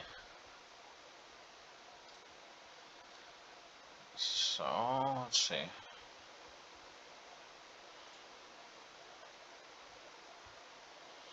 Well, at least now if I draw a Prismatic Ending, I can deal with Laris at the cost of 2 life.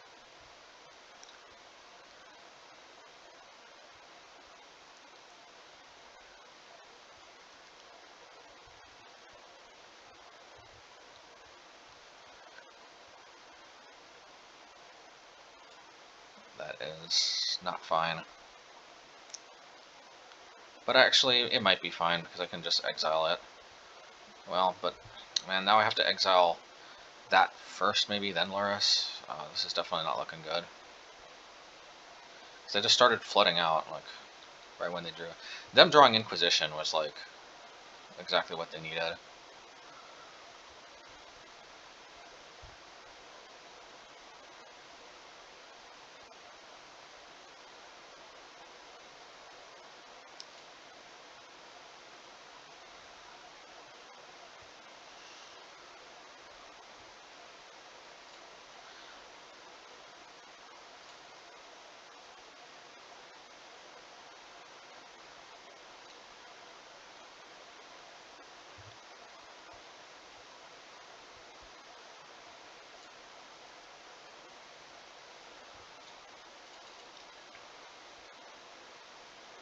Hopefully they forget about my cave. Okay,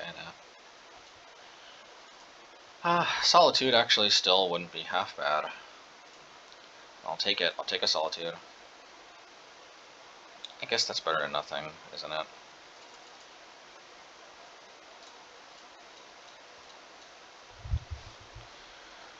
Man, I'm gonna take 9 damage from Croxa though, because I don't wanna block. I think blocking is just a death sentence.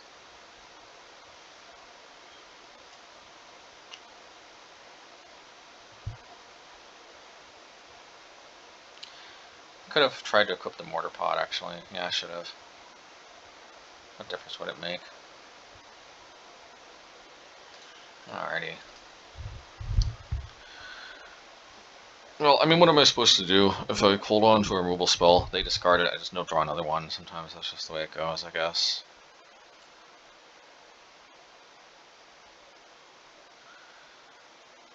I don't think there's anything else to play. I mean, I think I... Also, where the frick were my ephemerates? I don't know, yeah. I think I need all these 1-drops. I don't think we lost that because of we weren't playing Chalice.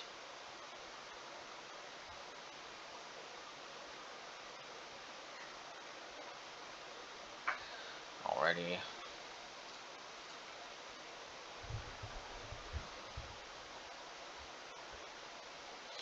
Yeah, and now we have no mana. Nice.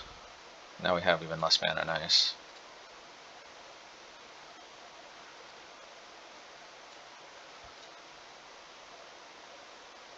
Well, we have slightly more mana. Don't need this, and probably don't need this.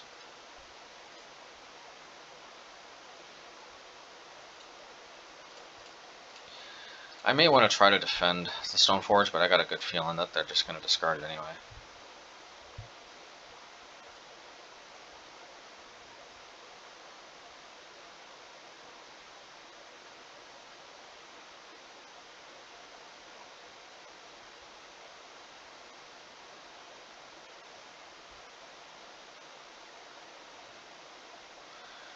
Okay, so not too bad.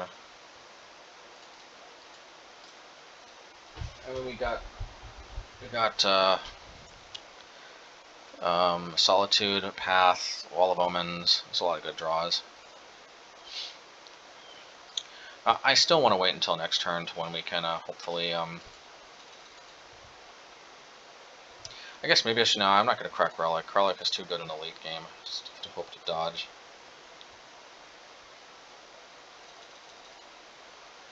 Something good from them.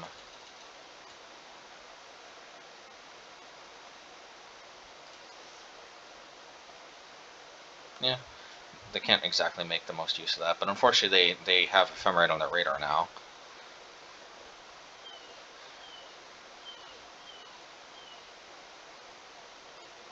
Alrighty.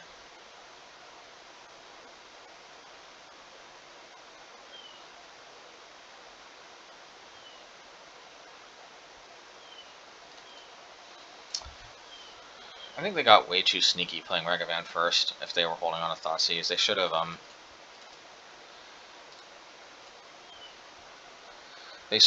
lit on it, because if I had a removal spell for Ragavan, I would have just used it, but I don't know, they're getting rewarded for their greed.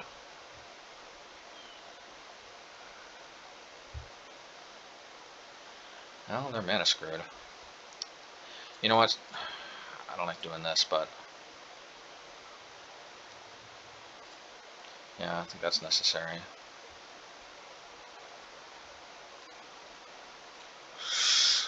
Fortunately, they know they got to deal with this ASAP now.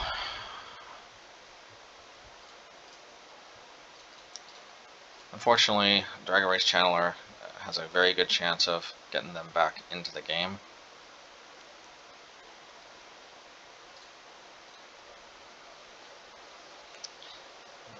And you see how like Aether Vial would just not have been the right card against. Yeah, fine.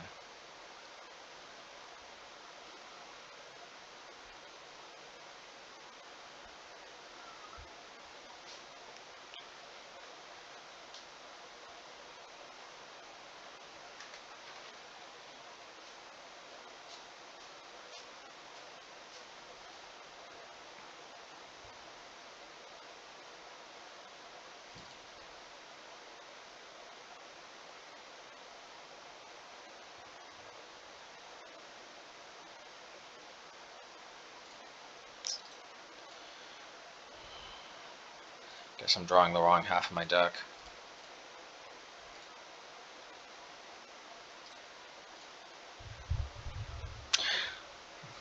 Maybe it's my fault for discarding the Charming Prince.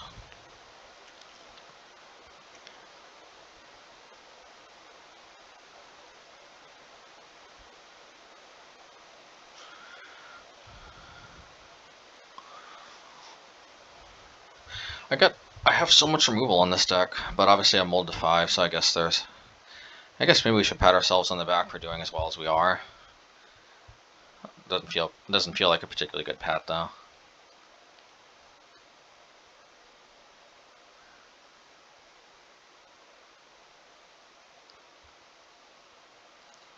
Alrighty. This is a little bit demoralizing here. I guess I can get to Cave of the Frost, you know, Dragon mana, but like this is always supposed to be more of a bonus. This is not supposed to be like my main line of the main thing that wins me the game.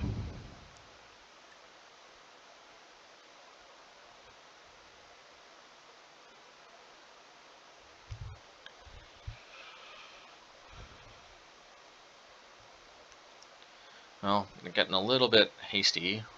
I don't know. Yeah, I don't know if that was strictly necessary.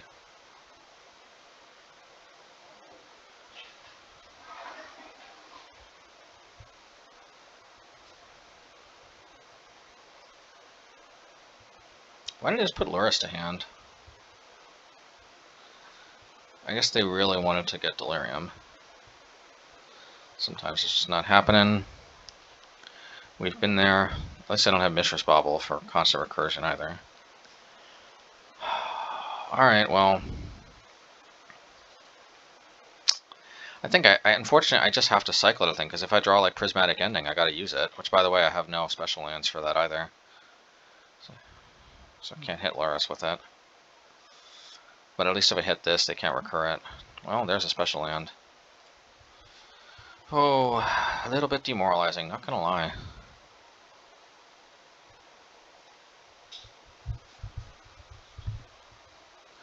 Man, maybe my best bet is they just time out somehow. They're not putting me under particularly a lot of pressure. Maybe they just time out. I don't know. At least maybe if I continue to flood and I draw another land next turn, at least I might be able to Cave of the Frost Dragon Ephemerate. Yeah, I just don't know about this. Like, how many lightning bolts are even in their deck still? Yeah, there's only one lightning bolt left in their deck. So like, I don't know about this super aggressive. Oh well, that's gonna turbocharge their Dragon Channel, but there's still no lands and no sorceries in their graveyard. Easiest type to get in there. We both have kind of funky hands. I think ours definitely wins the funky Olympics, but I think they're a solid, you know, silver or bronze medalist.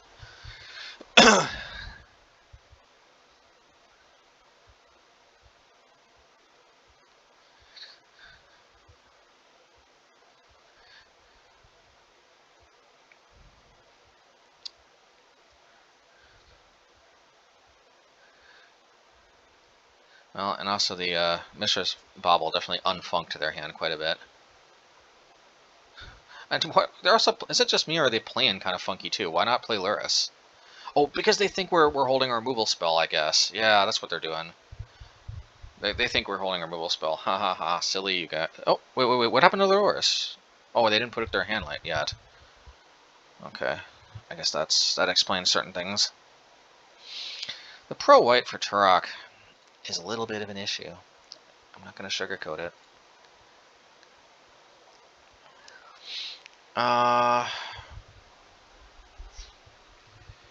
Is this white? It does. It becomes a white creature. Try to gain some life with this thing. Man, this is just kind of demoralizing here. Yeah, what else am I supposed to do, right? I'll just try to gain some life.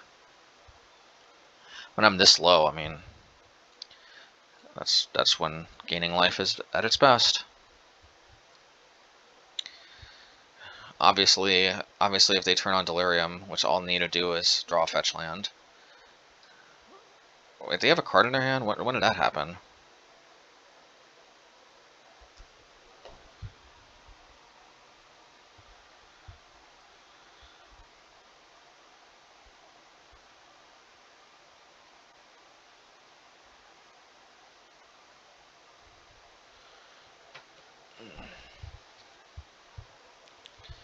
Alrighty.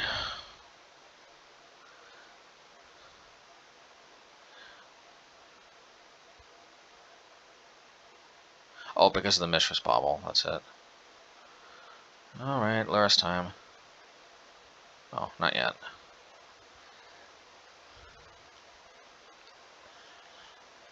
I need frickin' Solitude, I think. Well, I don't know, that's a redraw at least. I may need to play Prismatic Ending, use the green if I draw it. Ooh. Ooh, only that mattress giant. Ooh, Oh, well, that's better. It's better than nothing. Ooh, only at mattress giant. Now, I think I have to path this now, because otherwise they can. No, of course they're gonna attack, but we can't risk it. Dang it! They know the jig's up. If I didn't like reveal this, then maybe I could have counted on them attacking. I don't know. Now the biggest problem here is literally the only card that saves me is Batterskull, and did they already deal with that? No. So maybe I should have attacked. I don't know. Yeah, basically Batterskull is my only out here to rock. So that's kind of an issue. At least a little bit.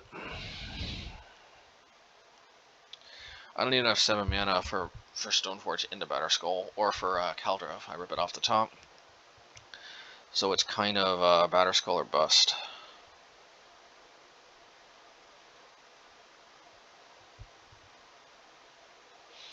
Oh, never mind.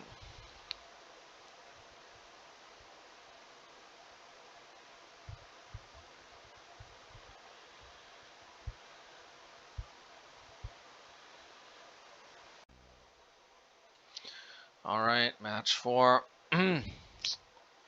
Yeah, hand seems decent. I mean, the same core of this deck is the same one that we were running in the past, so I don't know. If we get a 2/3, it's not like the end of the world or anything. It's kind of we've been getting like 4/1s, 3/2s. Not really a 5/0 yet, but like, you know, you're gonna get some 2/3s in there. If we get less than that, that'll be disappointing, but that could also happen. And I'm gonna try just not to. I'm gonna try to complete the leagues. You know, in the past I would sometimes scoop if I was at like 2 or 3 losses, but like, you know, I'm gonna try to complete the leagues. Sometimes you make important observations. And also, I think it's like it is an important skill to not give up when you're down. It really is. Like to be able to consistently perform well. I think even like a lot of top people in life, like I literally think there are, you know, like sportsmen, they're like lawyers, there's like people I think who like start giving up when like things start going bad, and it's like it's not just like a magic skill, it's probably like a life skill to like you know, I mean, and also like you know real talk right here, sometimes in life, like you have a goal, like you want to be an astronaut, just for example. Not that I want to be an astronaut or anything, but it's like it's just clearly not going to happen the way your life shapes out. And what do we want to take here?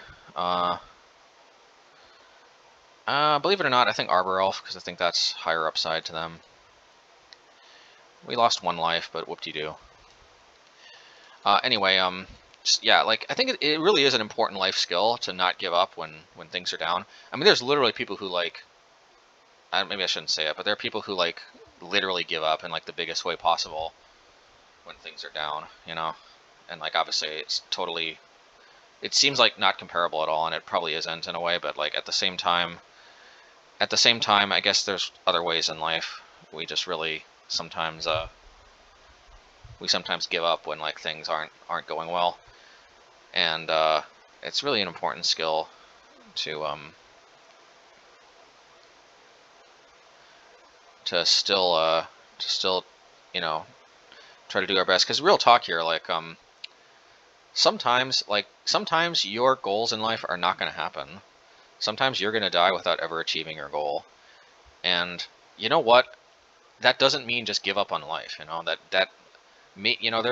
there are other things, you know, and, you know, real talk here. Also, sometimes you're not going to live the best possible life you could have lived, you know what I mean? And actually, the real talk here, none of us have lived probably the best possible life we could have lived. I mean, that's kind of a philosophical concept. It's kind of like Plato's world of forms.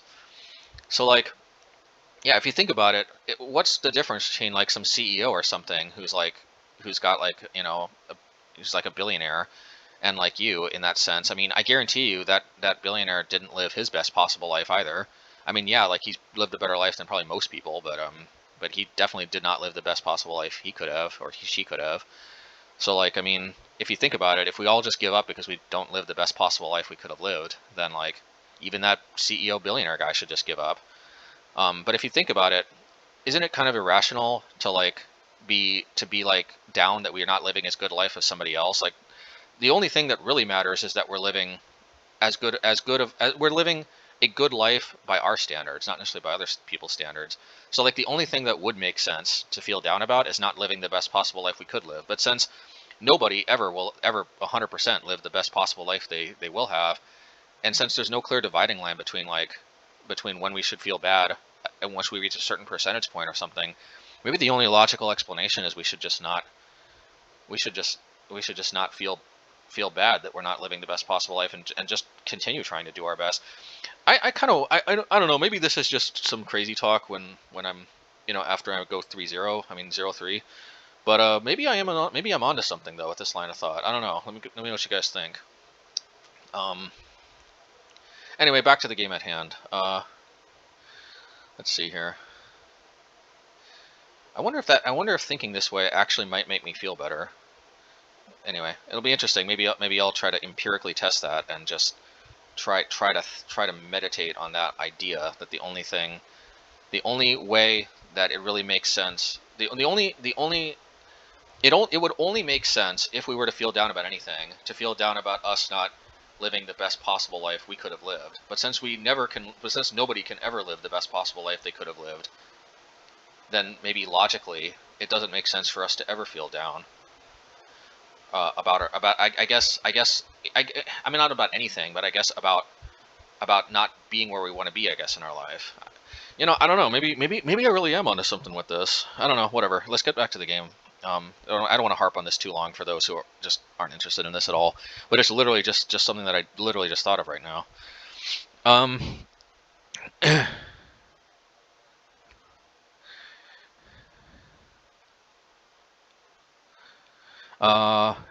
So we got to keep in mind endurance. I don't particularly use the graveyard.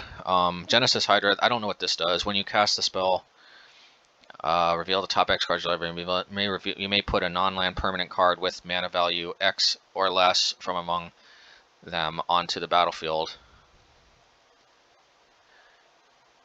So this is like Genesis Wave, but it only does and it's only for one card.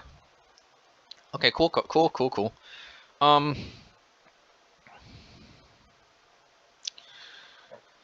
So many options. Well, how about we offer the trade? Well, let's attack. I don't know if we want to attack Garruk, because what if they don't block? Then we just wasted an attack. No, I actually kind of want them to block. I mean, because they're not really getting through this Wall of Omens anytime soon. So I kind of want to bait them to block.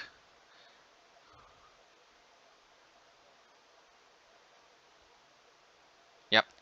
All right. I don't even know actually how getting them to block really helped me out that much, but I do know we succeeded in getting them to block. So there's that. So then we want to hit Garruk. I think that's kind of the best thing we can do. Did they already play the Utopia Sprawl? Utopia Sprawl? Yeah, I guess let's see. I guess they would have, wouldn't they? Because, yeah, they would have by now, because it's literally a free roll. Okay. Alrighty. Oh, I know we want them to block, because we don't want them to block the other Skyclave. Well, I guess we ephemerate this right now, so we can still get value.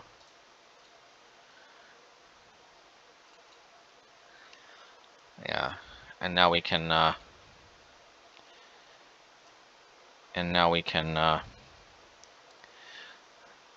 Let's try to attack the Karn, because then we might bait a chump block. Yeah, and then we'll Skyclave the Karn.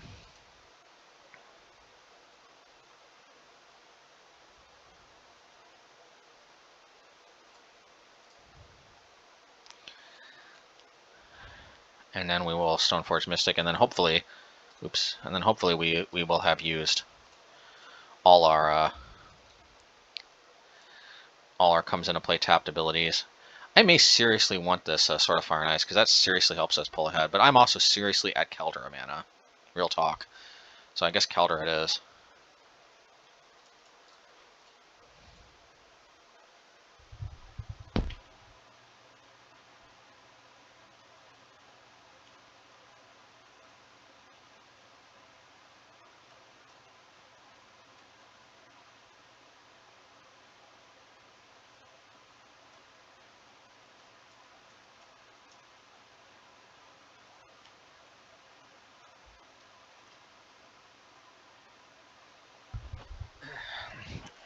I don't know. Sometimes people say silence is golden, but I mean, I guess at the end of the day, I just kind of speak in my piece, I guess.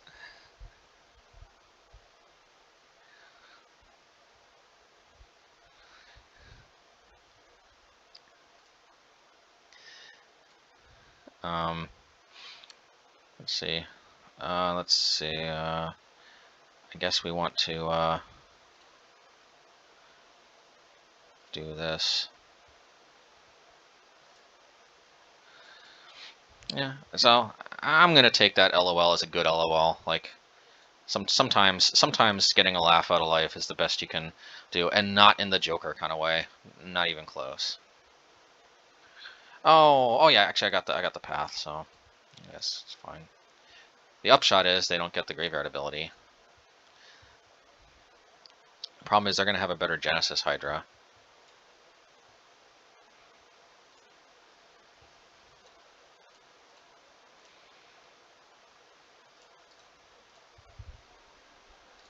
Alrighty. At least we're threatening lethal next turn if we attack with the Frost Dragon. They don't gain life from the Hydra, I don't think, do they? But that also doesn't have an ability when it comes into play. Oh no, because it's when they cast it.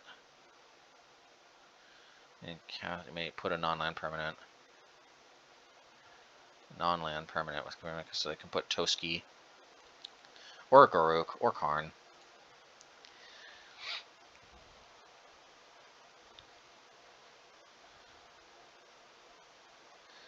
Well, they're going to have to chump block, I think.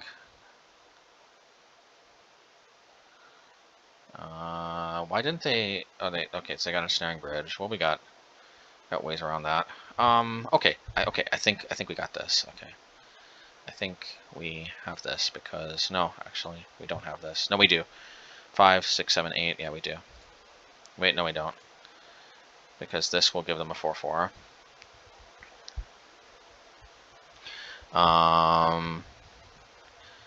So we definitely have to ephemerate. We could ephemerate the Stoneforge. Could go get Sword of Fire and Ice. Let's see, that means 7. They can block 4 of it. 3, 4, 5. Oh, you know what I need? What to call it? I want. Oh, but I can't actually because of Torpor Orb. Torpor Orb is actually just makes ephemerate. It's like really bad. Alright, so what we just need to do is we just need to Frost Dragon it up.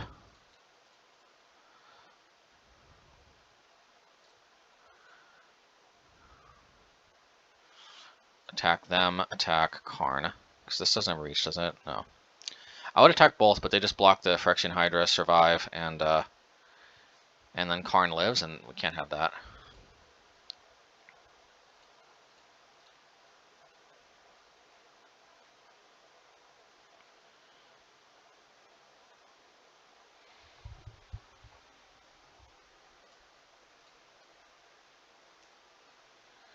Alright, not bad.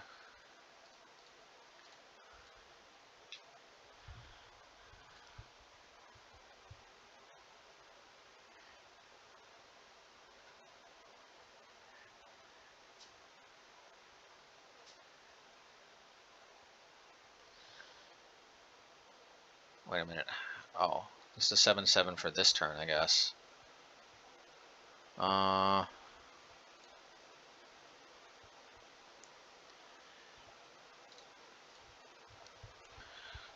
Alrighty. Maybe I could play a mono green deck like this. A mono green. What even is this? But what's the I guess this is mono green mid range, but like how do they deal with like opposing creatures like Ragavan and whatnot?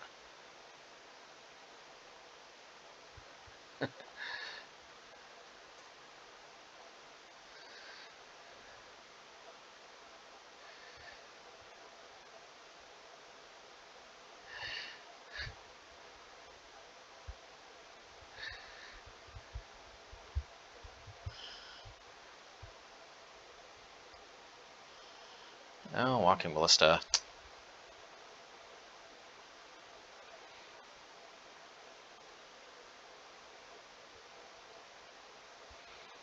I probably should have Fielded Ruined. Torpor Orb's actually kind of going to cause some big problems for me.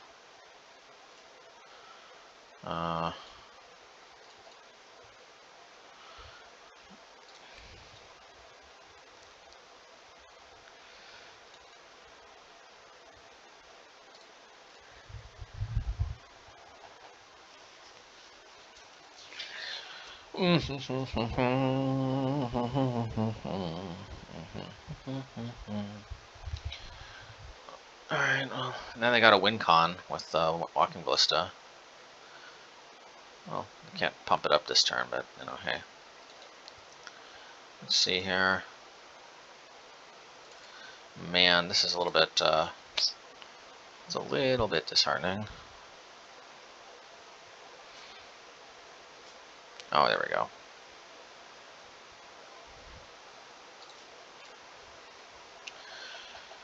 Well, I wonder if they can, yeah, I think they can pump this up to 8. So actually, I might need to hit Walking Ballista first.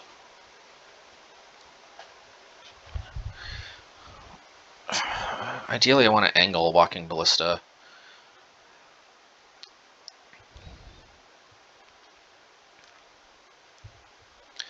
Man, Torpor Orb really helps. Oops, Liquid Metal.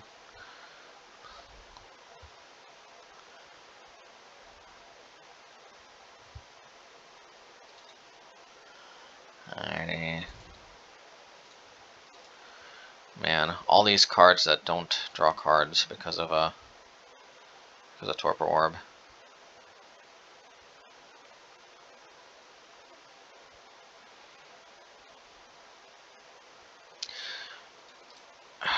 I guess I need to try to recover some time on the clock so I can just keep passing.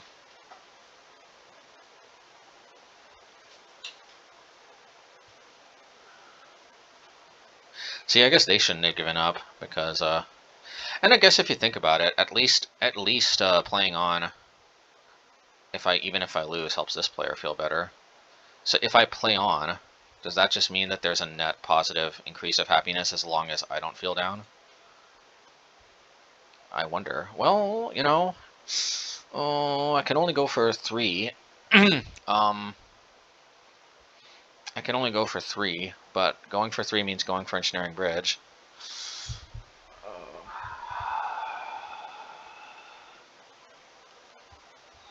I may just need to hit Walking Ballista. Yeah, Walking Ballista is just gonna kill me.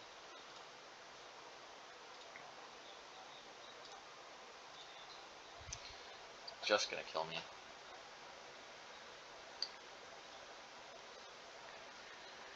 Let's see here. 8, 9.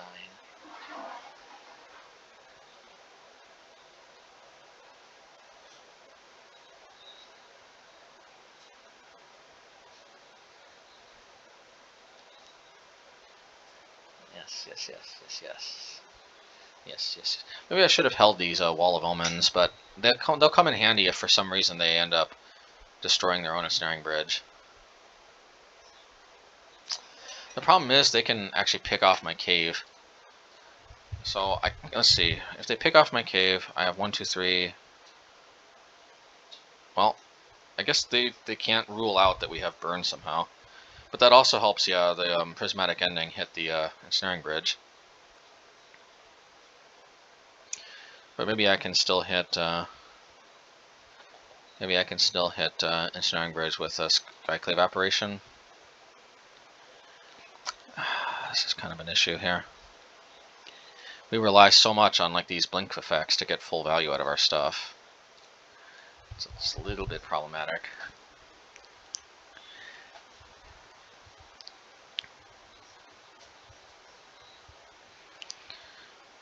Get another walking ballista.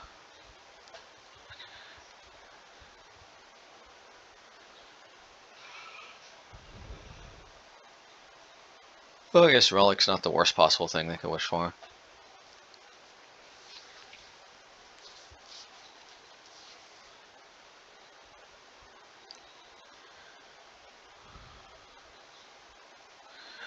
Oh, what is this? Emerald cool, but they can't attack. Another walking ballista. Oh. So what do they get? This is like mono green devotion or something. So another card. Fair enough. So I don't think any. Well, this has reach, you know. Then that's unfortunate, actually.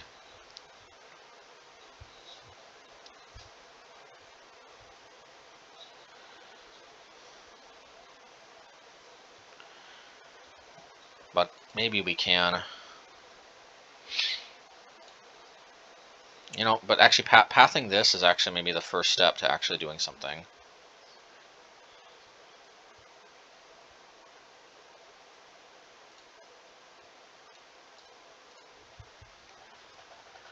Oh yeah, they can now wish for the walking ballista again.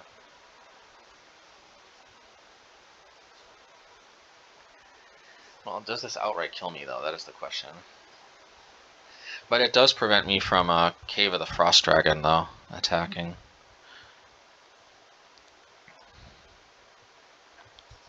Okay, I think it outright kills me.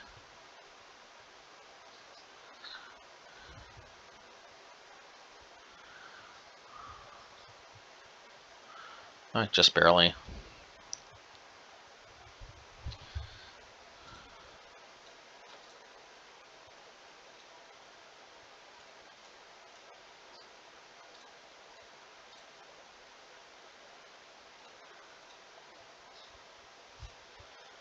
I guess I could have just waited for them to screw up, but like, you know, what's the point?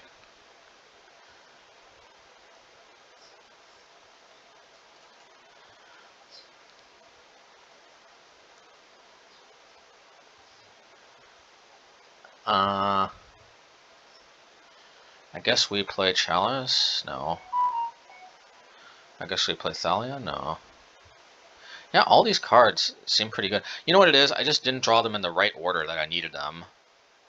Or you know, no, it's just I literally just drew them in like the wrong order, I think.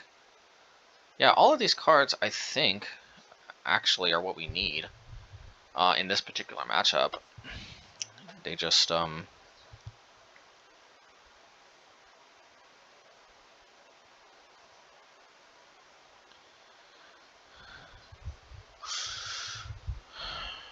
Alright.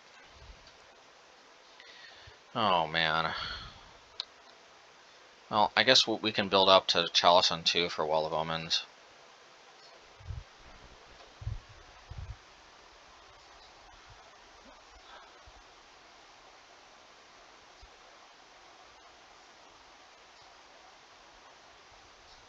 Okay. Okay.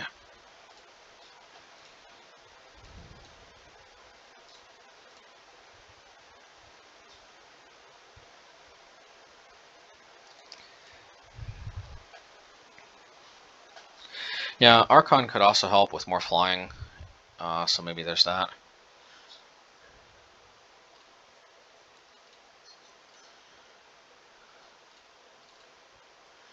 Alrighty. Well, hopefully they don't kill my Aether Vial.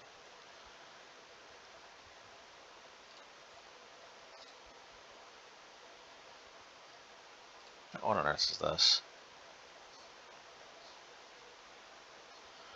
When an old growth troll dies, if it was a creature, return to the battlefield, it's an enchantment.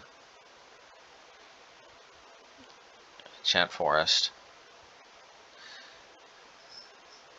That's good. That's really good.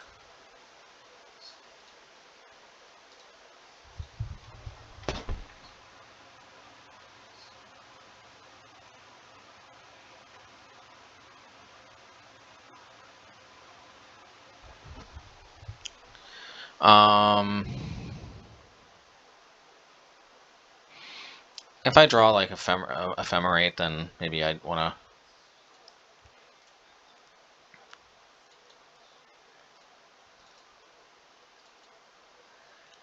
Yeah.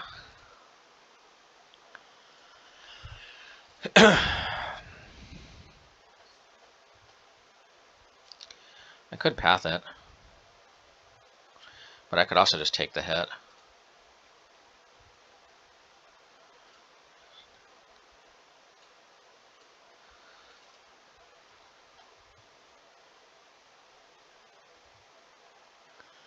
Alrighty.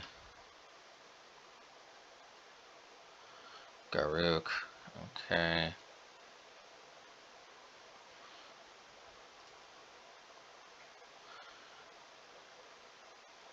Toski. Well, Toski's getting blocked, that's for sure.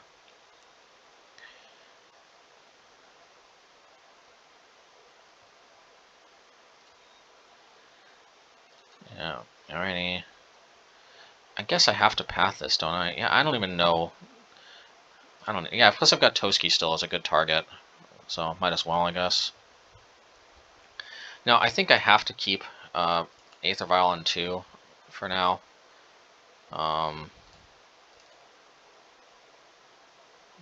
Well, I couldn't have known that, right? So now I know I can. Okay, so we can. All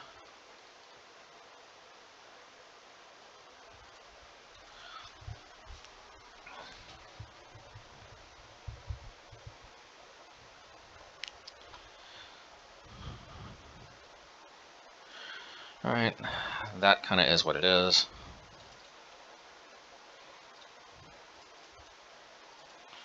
Yeah, I think I got Toski under control, so I'm not gonna use path on it.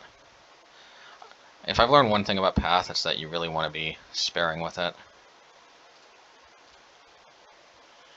Charming Prince, not bad.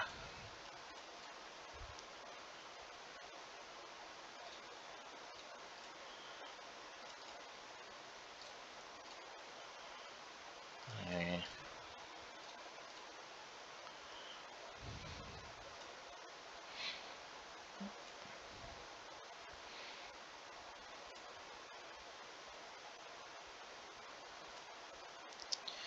I think I'm going to hit the Garuk with Skyclave.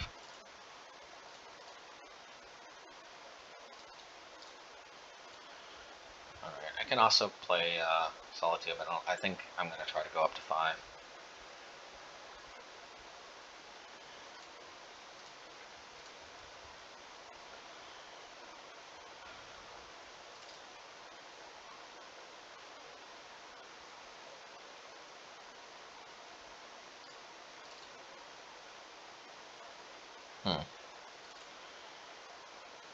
You know what I should have done? I should have played the Skyclave on the token then. But I don't know, and I don't know. Yeah, this has just clearly got to be the best play. But I lost 1 more life for no reason. Oh, it says non-token. Oh, I guess I have to. That was probably not the right thing to get.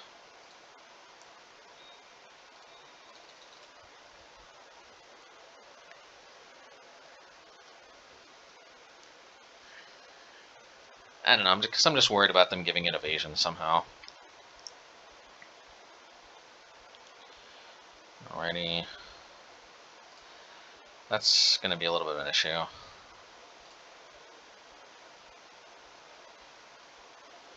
Yeah, Torpor Orb.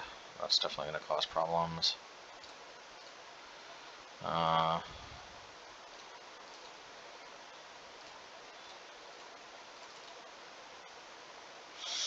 Like my entire deck is coming to play tapped abilities.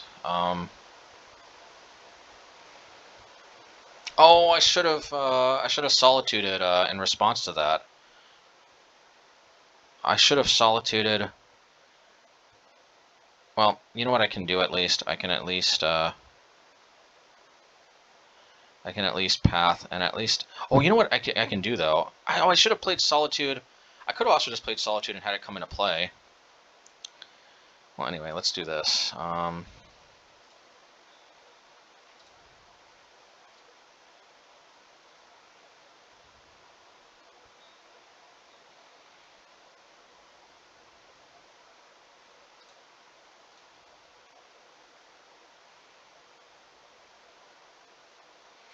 don't want them getting a frickin' 4/4 token. That's no good.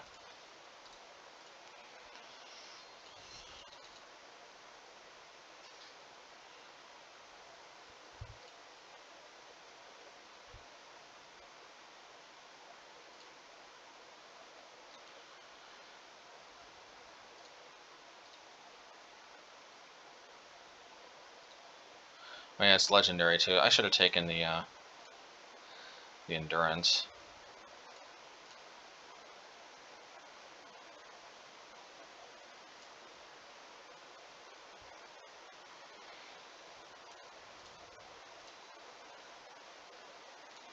Yeah, I'm gonna learn my lesson.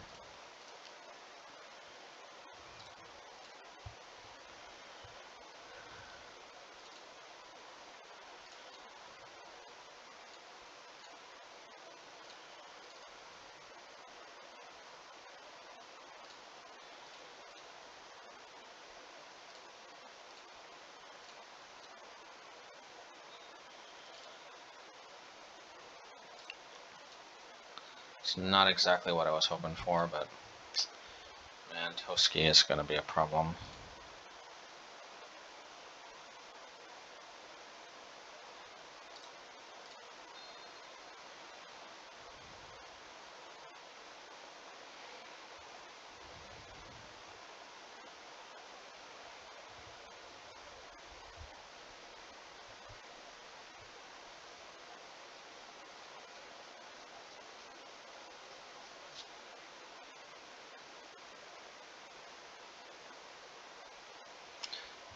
I'm clearly not playing my best. So does that mean it's a failure that I'm trying to, like, focus on this? Not necessarily. It means that I'm not achieving my goal as much as I could, but it doesn't mean that I'm not achieving my goal at all. Is there a way? Yeah, actually, maybe getting the Solitude on one of these things. I don't know. It's a little bit tricky.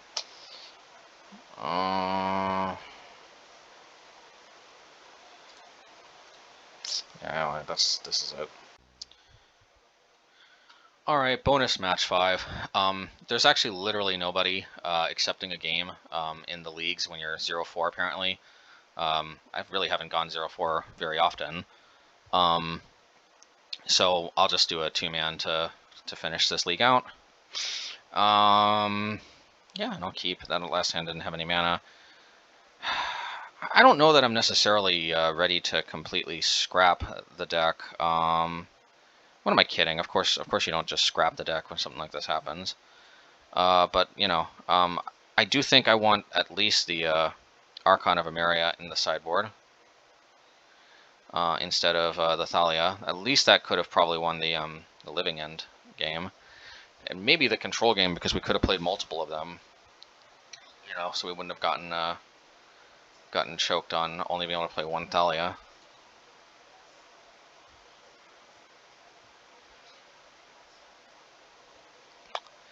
we just didn't see as many prismatic endings as I think we needed against the mono green deck. That's one of the main reasons we're playing prismatic ending, but unfortunately if we don't see it, it doesn't make a difference.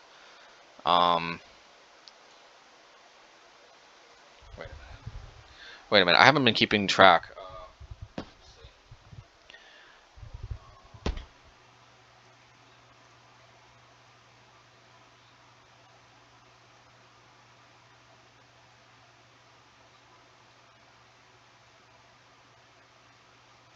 Yeah, this is kind of an issue. I don't know what my exact record is, but whatever. Rakdos Midrange, devotion.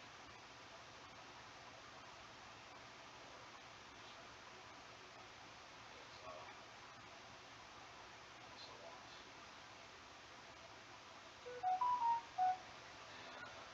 And our replicants fours.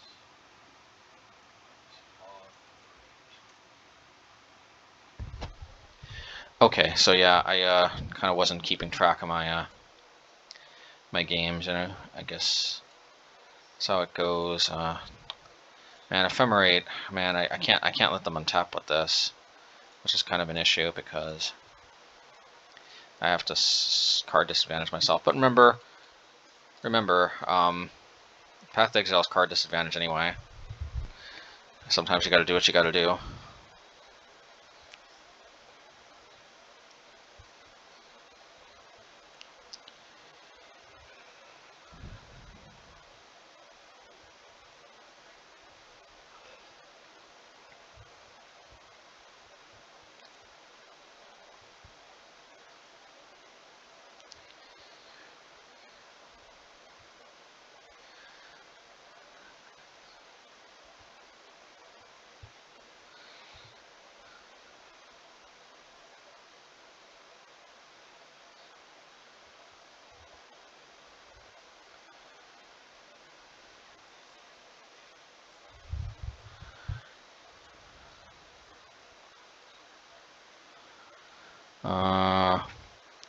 We could play Skyclave, but I mean, what's the point, right?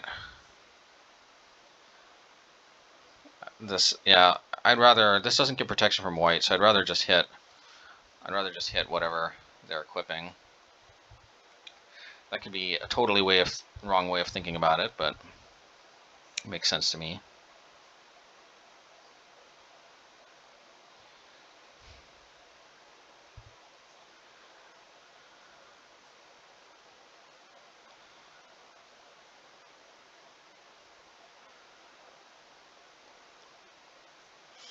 That's unfortunate, but I think that's a way better Skyclave target than sorry, Feast and Famine.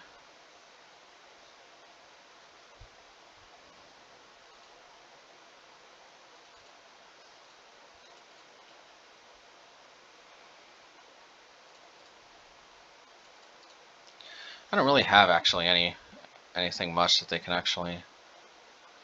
Ow! No revolt. They had to wait. They just had to wait a little bit longer.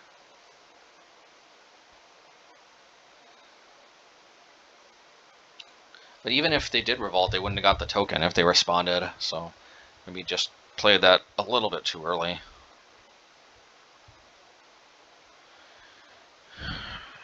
Oh, yeah.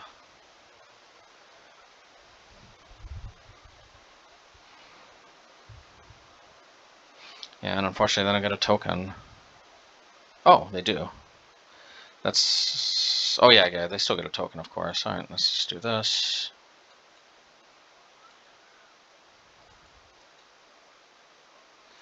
Yeah, hopefully I can draw another card off of this.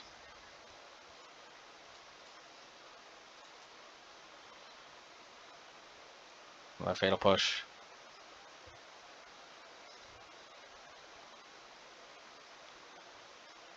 Another Fatal Push.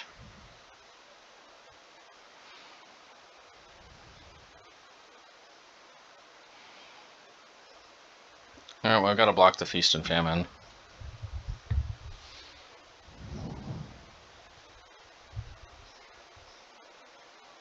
Can't block the Feast and Famine.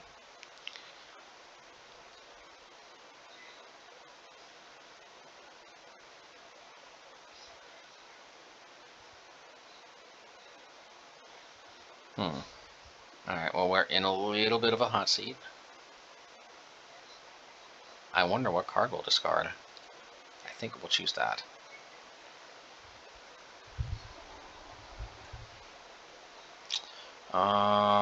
This is where Mortar Pod is really going to come in handy. It's black though, so we can't block this thing, but at least, you know, we don't have to discard anything in particular. Plus we can zap the Liliana. I like it.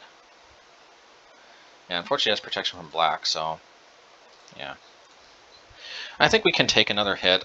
I think the main thing is losing a card to discard at this point, but obviously we take a few more hits and then we can't take any more. Actually, we literally take one more hit and we can't take any more.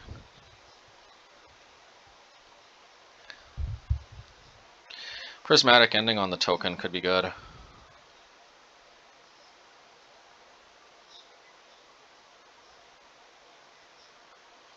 Alrighty. That is not bad. In fact, I'm going to try to get a Caldera in here as a blocker.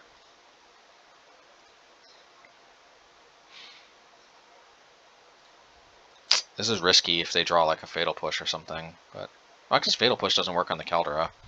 Okay, here's the trick. We use Stoneforge's ability, and then we respond with Ephemerate.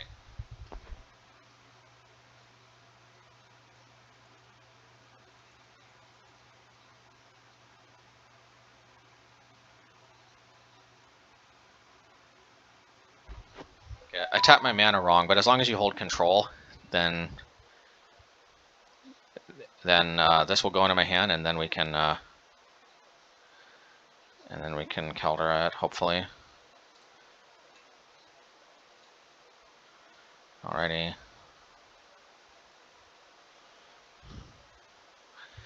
And we might just be back in this game.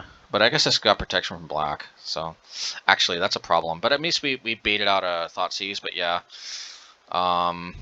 Just realized that protection from black is a little bit of an issue, if you know what I mean.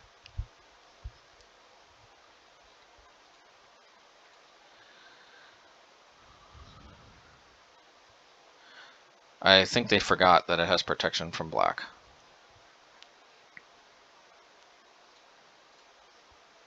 We can't do that trick here because, yeah, so we could play Batterskull though. Batterskull's pretty good. Sort of Fire and Ice is pretty good too.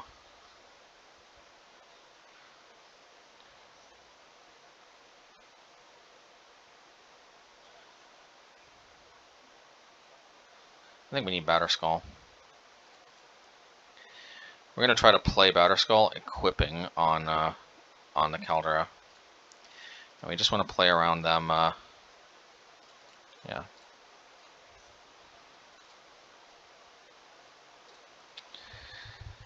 Alrighty.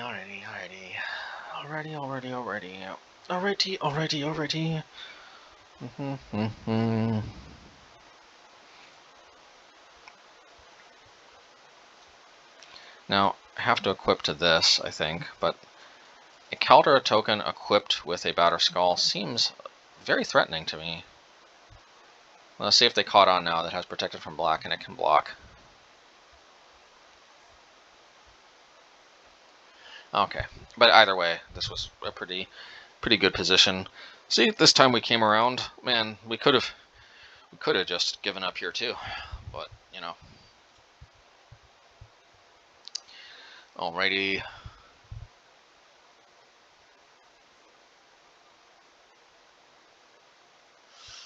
Ha. Mama, where's my paw? Gone to the White House. Ha.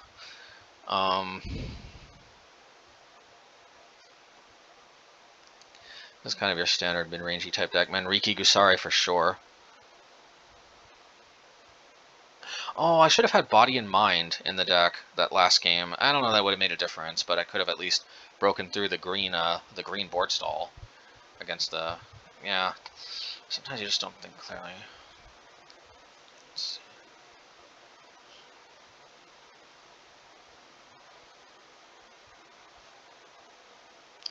I don't know if Caldera is like, I mean, at the end of the day, it is quite something to work up to. Mortar Pod was just excellent, though. Sword of Fire and Ice, is this really necessary? When is it not necessary? Man, I want Manrika Gusari, I want Batterskull, I want all of these cards. So I'm gonna take something else out. I'm gonna take probably. Do I really need a Path to Exile? Yeah, yeah, I do. I'm gonna take a Charming Prince out. Yeah, I think that's the most cuttable. And other than that, I think this is what it is. Man, Light and Shadow has protection from their entire deck. So you know what? I have a change of heart. I have a change of heart. Please let me go back. Nope. See, what I should have done is I actually should have done Light and Shadow, which is a one of, like I said, but I mean this time we can fetch for it. Yeah, I should have just replaced Fire and Ice with Light and Shadow, and then replaced Batterskull with Manrika Gusari, because then I would have had the life gain effect I needed through Light and Shadow. All right, anyway. Yeah, we'll keep.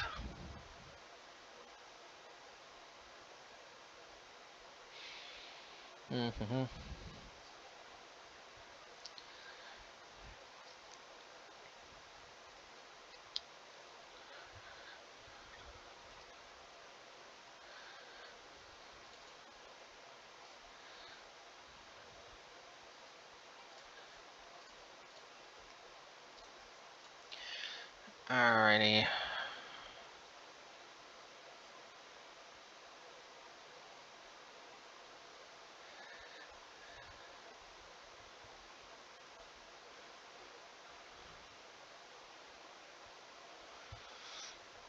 Okay, this could be a problem because I don't presently have any removal. We got Sword of Fire and Ice too. If you play Sword of Light and Shadow, you'd have Pro White also. Okay, there we go. That is good.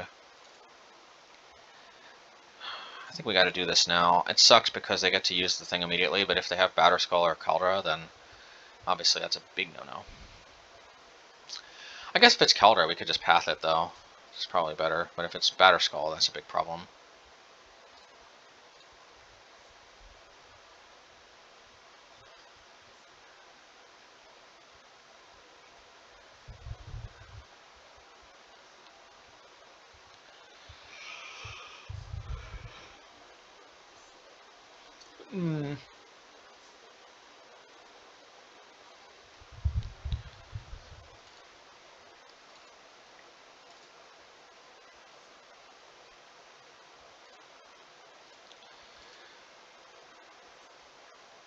Well, let's do Wall of Omens so that we can also play Charming Prince. Or we could play, maybe we should have played Stoneforge Mystic end of turn.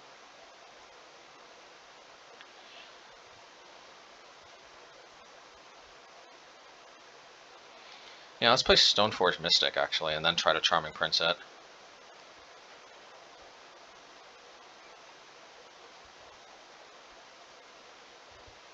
Well, good thing they didn't wait, because now we can play Wall of Omens.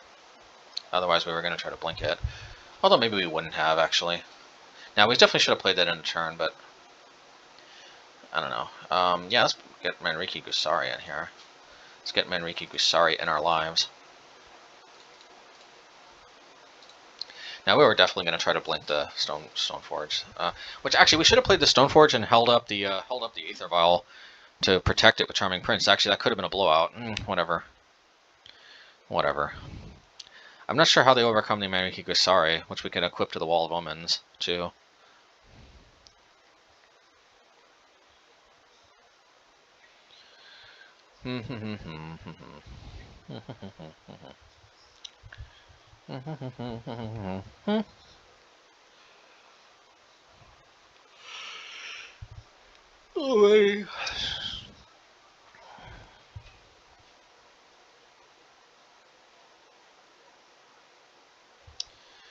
Alright, well. Eventually, I guess we're going to get Batterskull.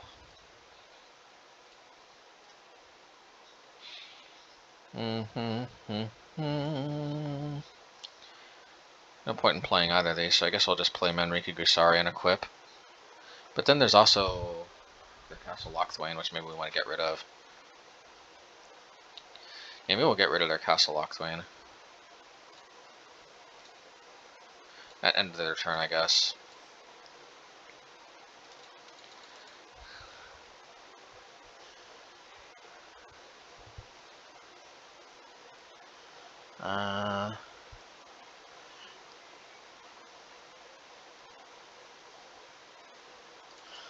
Let's do this in response to our Wall of Omens.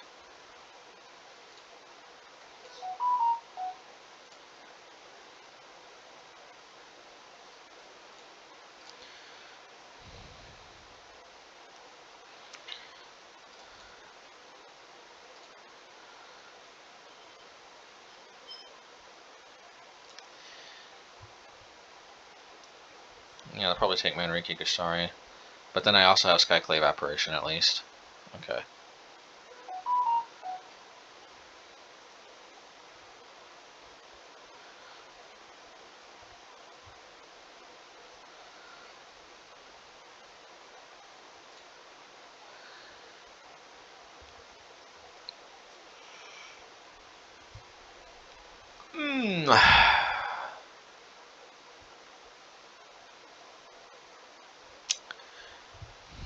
So at least hopefully they can't sword this turn, and then maybe I can Castle Lochthwain. Okay, fair enough.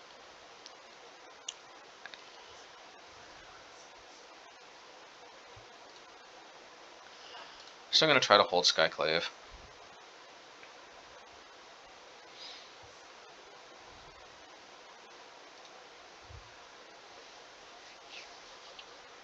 Man, Manriki Gusari would have been so good.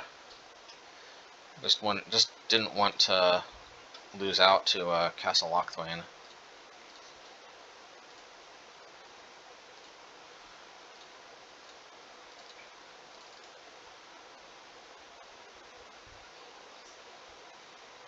I guess I have another Skyclave Apparition, so I can Skyclave this one. This could be a mistake, but the lifelink really is good. It really is helping them. I'm gonna go up to Solitude Mana, and this one will permanently be at 3, I think. No, it should have been at 2. No, 3. I need it at 3.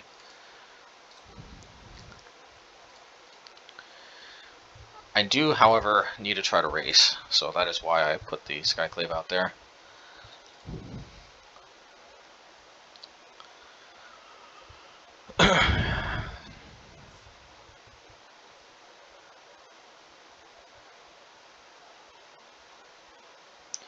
Oh no, is this, Actually, if it's, Collective Brutality, it's not necessarily gonna get me.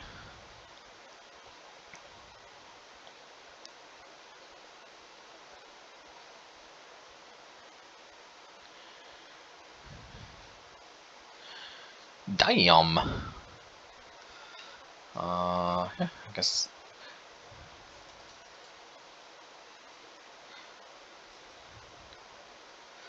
Damn.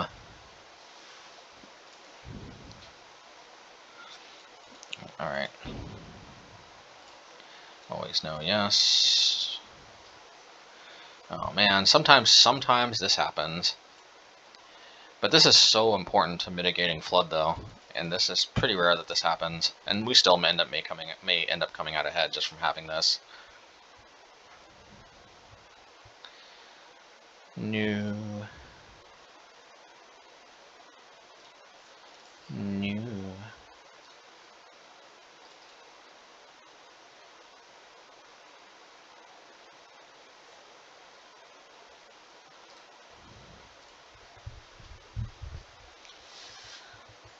I might as well block it if they put sort of Fire and Ice, because that's just gonna... They'll just draw a card and kill it anyway if I don't. Thankfully, I should be able to block with the Batter Skull starting next turn.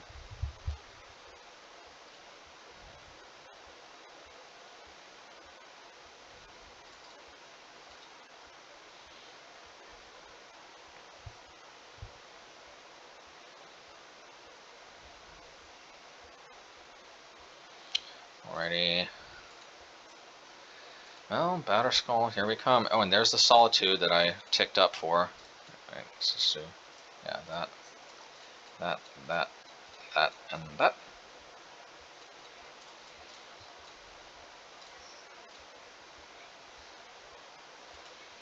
Let's see here.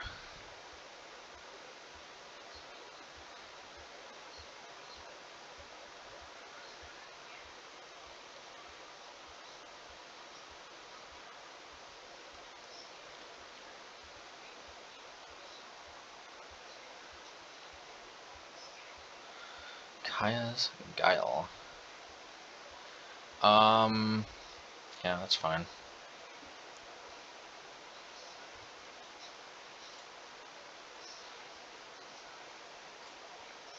I don't like that creature having flying, but maybe we can block.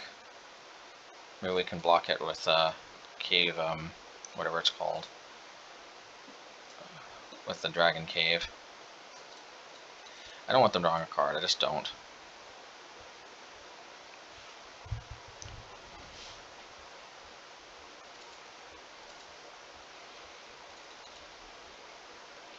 All right, Cave of the Frost Dragon is possibly online. Man, though, attacking with us. I mean, getting Solitude in here with Batterskull. It's just the stuff dreams are made of. I'll let them draw exactly one card. I will let them draw exactly one card because this is a little too good to pass up.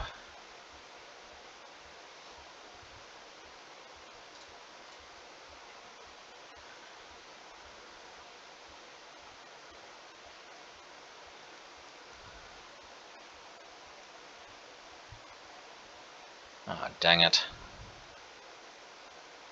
Well, they could have indicated that cave, so I guess there's that too. But man, they're going to block the Solitude. I mean, they're going to hit the Solitude. That was like the perfect card they could have drawn. I think it was.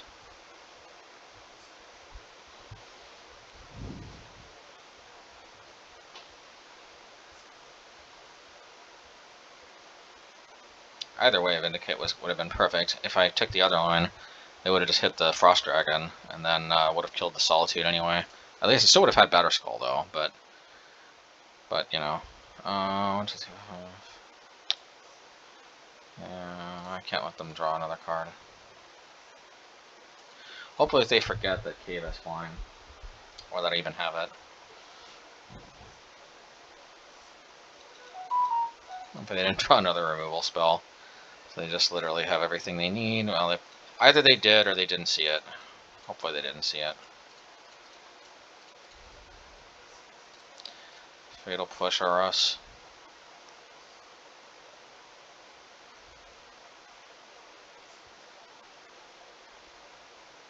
Oh, they forgot about it. Nice. I guess it happened. I guess it happens sometimes. Alrighty.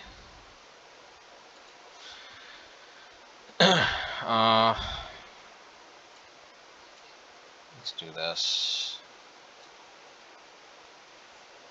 Alright, let's do this.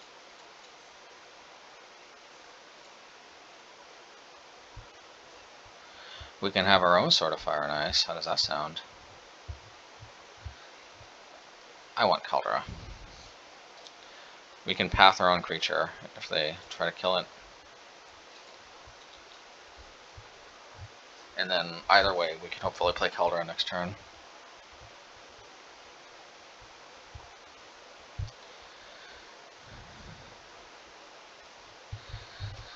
The worst feeling in the world is when you know that you had the win.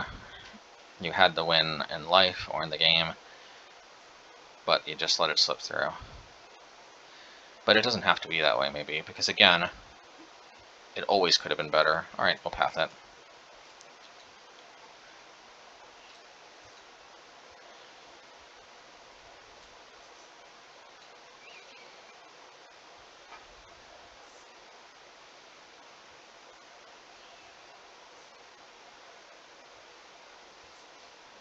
Okay. Well, for next turn, there it is.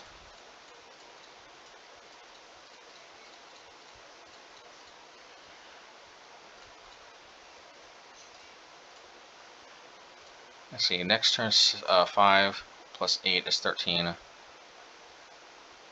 Yeah, so nice. So that means we're attacking for lethal next turn. Well, not quite, I guess, because they could suit up their shambling vents. I'll just block with the wall. The wall already drew a card, preventing them from drawing a card. Seems pretty good, too. I guess now that I think about it, leaving Caldera back is kind of good too, because they just gain 4 life anyway. This would have deterred them from gaining 4 life. I guess you'll live and you'll learn, because yeah, deterring them from gaining 4 life is almost the same thing as hitting them for 5. Ho ho ho! Merry Christmas! Merry Christmas! I mean, they might as well gain some life, right? Well, at least I can equip Caldera to stuff.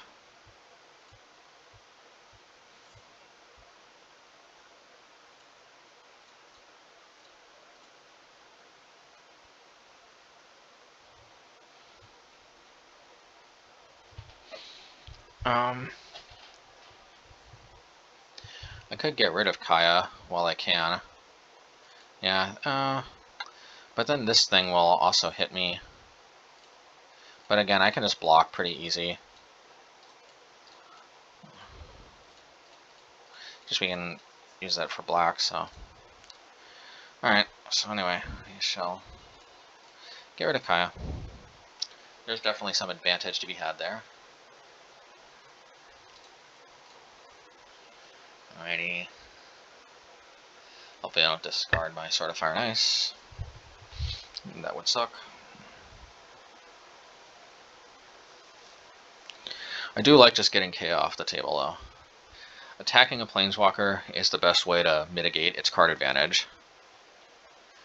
And the fact that you can attack them is fundamentally what makes them not broken, because otherwise they're just strictly better like artifacts and enchantments almost.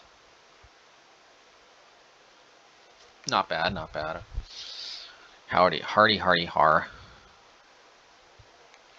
Good thing they didn't tick up, actually.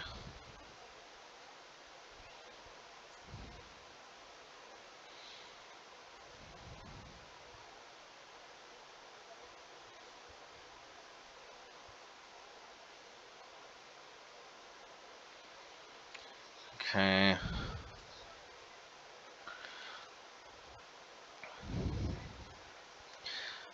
I guess once again we try to attack the Liliana, right? Well, let's think about this here. 1, 2, 3, 4, 5, 6. Does that mean if we field a rune? 1, 2, 3, 4, 5. 1, 2, 3, 4, 5. Yeah, that means we can field a rune and do this. So I think we will.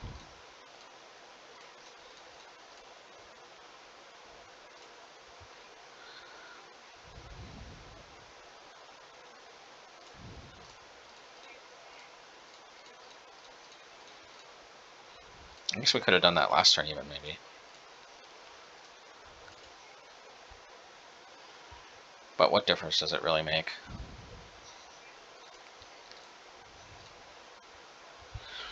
Okay.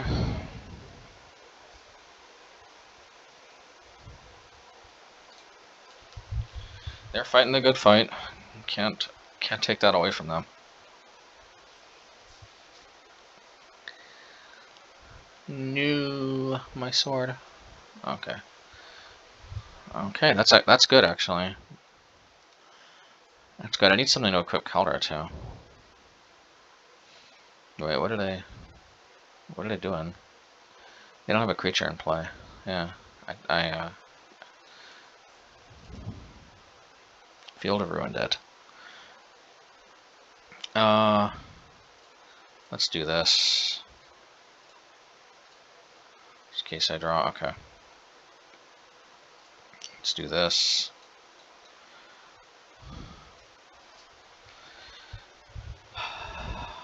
I guess there's literally no downside to just doing this. And do this.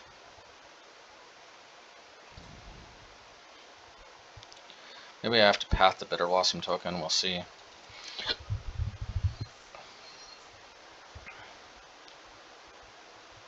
I probably do have to path the Bitter Blossom token.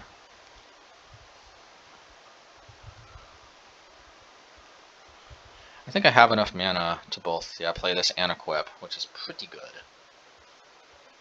Which is pretty good.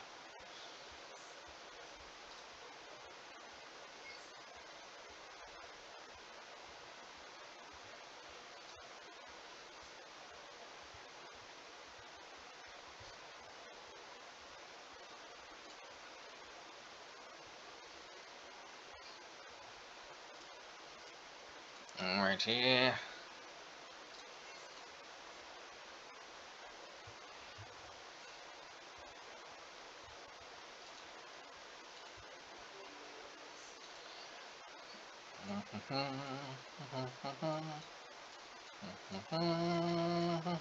I hate the way this causes me to have to, okay.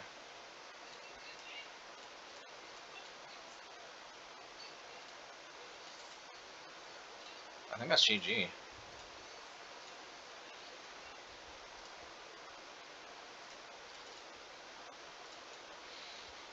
Well, alright, what a grindy game. Alright. Hey, we'll take it. Alright, well, hey, at least we won one game in this league. Alright, cool stuff.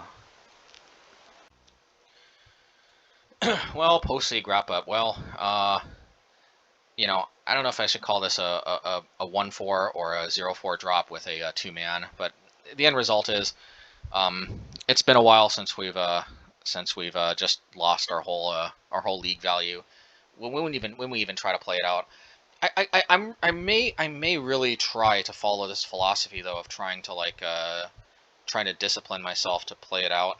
I mean, there is something to be said about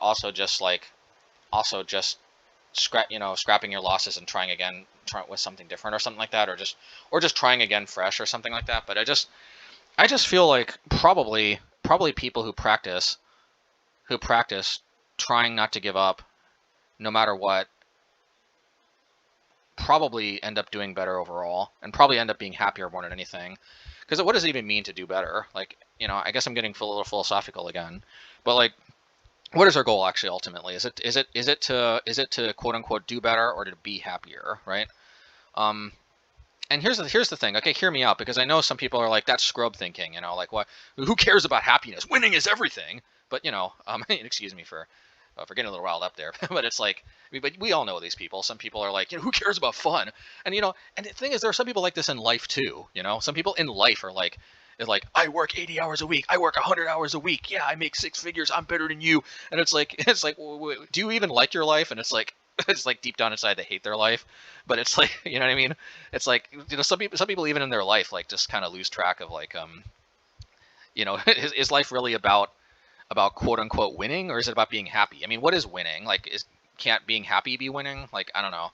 I mean, obviously there's got to be a balance, because I mean, nobody wants to be the happy hobo, so to speak, and nothing against homeless people. Like, a lot of people are probably a lot of people are closer to serious, you know, financial issues than we would like to think, especially with the pandemic and all. So like, but you know, nobody kind of wants. It's hard to explain. I mean, Diogenes was the happy hobo.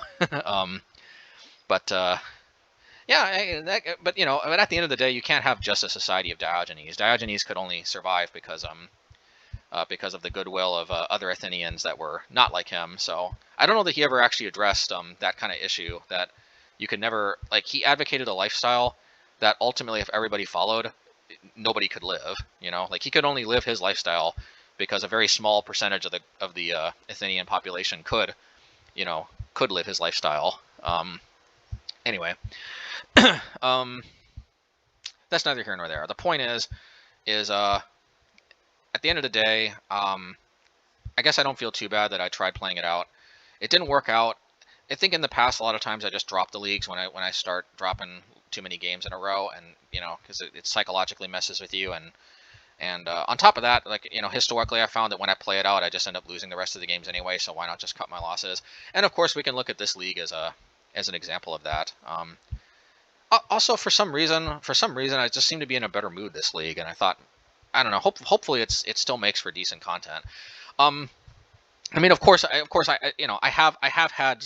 I'm not always going 4-1. So if you notice, there is obviously a higher preponderance of, like, 5-0 and 4-1 finishes on my channel, and that I'm not recording every single league. Actually, lately I'm recording lately. Actually, if I'm not recording a league, it's probably because something went wrong with the audio, because I'm in an especially bad mood or something.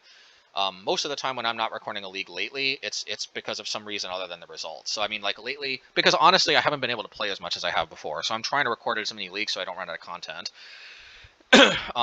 And I guess that's kind of where I'm at right here. Like, in the past, I might have, like when I was first starting out, I might have cut a league like this because I didn't want, I guess, people to, like, lose interest. I mean, nobody wants to see like a consistent string of 4-1, 1-4 finishes, But I mean, at the same time, I think this might be one of my handful of only 1-4 posts that I actually posted on my channel. I think I posted a few, maybe like several months into my channel in my old my really old Obosh days.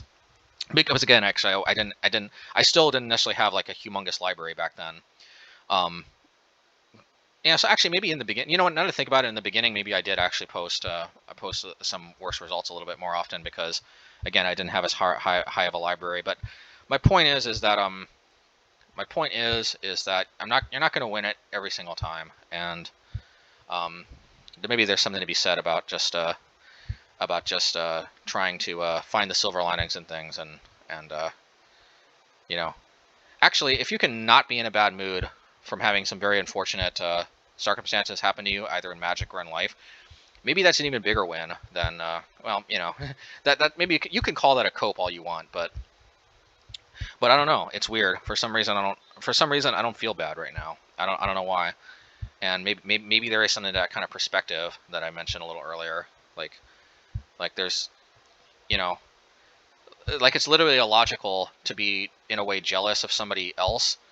Like, like, how can I say? Because jealousy is a natural human feeling, and I don't believe in shaming natural human feelings. I believe in tempering them. I believe in letting them not get out of control. But I think telling somebody don't be jealous is kind of I think that's counterproductive. I mean, that's like telling somebody don't scream if somebody steps on your toe. It's like, I'm not really all about that. Like, if there's been something that people have been talking about human beings struggling with for literally as long as human beings have existed, I think it's a little kind of counterproductive to shame somebody for feeling feelings like that. But that being said, I think there's two different kinds of jealousies in a way. Maybe there's probably more, but there's at least two kind of jealousies that I'm thinking of. There's one where, like, you're jealous because you want to be somebody else, and then there's jealousy because you wish that you could have been more like somebody else, but you just couldn't for whatever reason.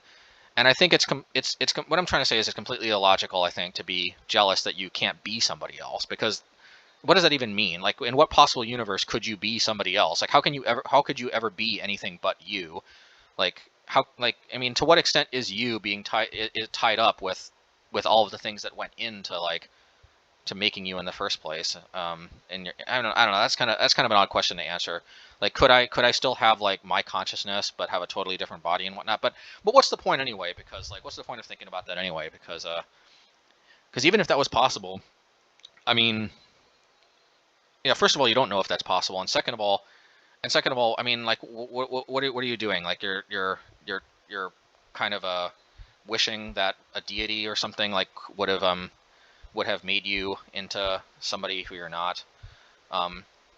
I don't know. I never really understood that, because, like, think about it. Either you believe in, like, a god or you don't. And if you believe in a god, most likely you're probably in one of the major monotheistic religions, in which case all of them basically teach not to like, that God has his reasons, and, like, how can I say? That's not to say that people don't still feel anger or whatever, but you know what I'm trying to say. Like, either you're probably one of the major monotheistic religions, in which case it's just kind of taught as a tenet not to question these things, or you don't believe in a god, in which case I think it's still silly to to think that you could have been somebody else, because it literally doesn't mean anything at that point.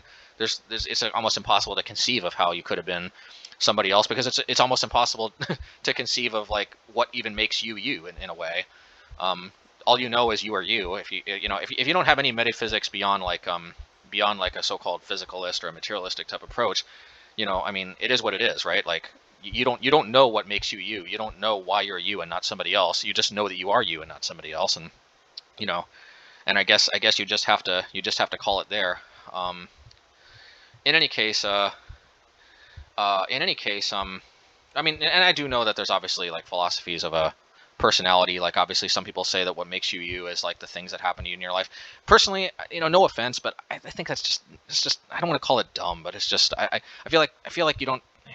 It's not true, and you really probably, if you meditate on it longer, it's just very obvious that like we all remember events in our lives, and like we would have still been the same person if something different happened. Like we can all remember, like, I mean, think about it this way: you can remember 5 seconds ago, and if something different happened, you'd still be you, right? Like you wouldn't be the you now, but I guess you could say, well, what is the you now? Whatever. I'm not going to spiral too out of control with this. Anyway, let's get back to Magic. Boy, maybe I need to maybe I should just record the better results. So because I think when I'm not in a bad mood, when I don't get a great result, I tend to wax philosophical a little more often. And maybe that's the secret to kind of mitigating some bad feelings, is start waxing philosophically, so to speak. But in any case, let's get back to the game. And if you can't stand the 1-2 punts of a bad result and some introspection, then I'm more than fine to just scrap these leagues. This is the most likely time you'll see me talk like this anyway. So 2 for the price of 1 if you don't like it. But if you do happen to like it, well, I guess that's cool too, because it gives me more content to work with. Let's get to the game though. Any changes we want to make? I think only one, honestly.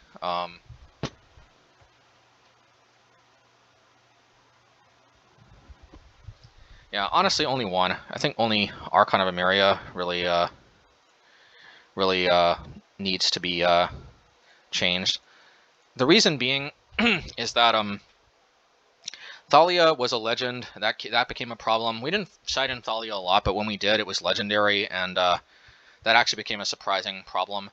The other problem is that like most of the combo decks, I think, in the format fundamentally revolve around playing more than one spell in a turn. Whether it's Cascade, which that's how the whole mechanic works, whether it's Storm, whether it's Ad Nauseam, which has to string together either a Angel's Grace into an Ad Nauseam, into a Thassa's Oracle, or a Angel's Grace into a Spoils of the Vault into Thassa's Oracle, or even if they've already got a Phyrexian Unlife down, at least the current versions pretty much always have to string some type of effect where they mill their entire library or draw their entire library together with Thassa's Oracle. So Archon of Emeria basically shuts that down. There are probably some that I'm not thinking of. There's obviously like big mana decks that try to get a Primeval Titan or Escape Shift down. I think Escape Shift is fundamentally one of the only major meta archetypes I can think of that basically combos off with a single spell.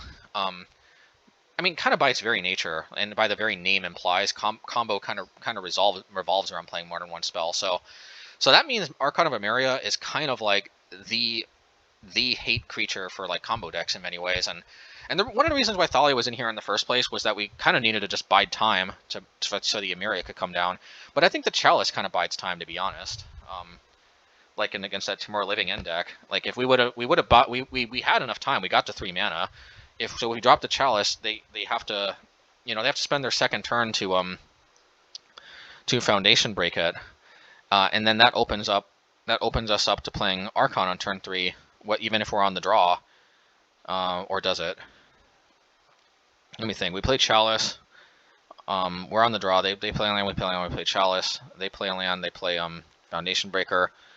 Then our turn, yeah, but at least maybe it mitigates there, because we've got so many exile effects that if they only bring back a few creatures, then that's kind of like a win anyway. So I don't know. I think that's the hope. I think that's kind of the idea. I mean, we also could wait until turn 2 to play Chalice if we're on the draw, so that Foundation Breaker has to be played on turn 3, so they can't combo off.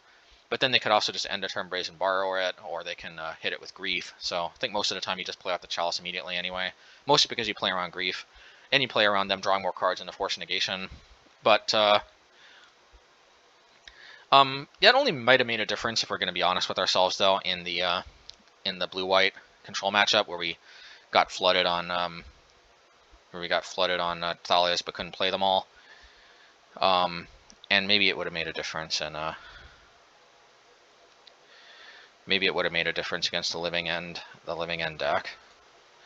Other than that, like, I think we had to mold Oblivion game 2 against Rakdos Midrange. Not sure what happened in game 1. I felt like we didn't draw the right removal at the right time, and they Ragavanned us too often, which I guess happens. I gotta be honest, another card that I've been a little disappointed with is actually Skyclave Apparition. You know, I think now that we're rocking Prismatic Ending, I think we can go back to Flicker Wisp.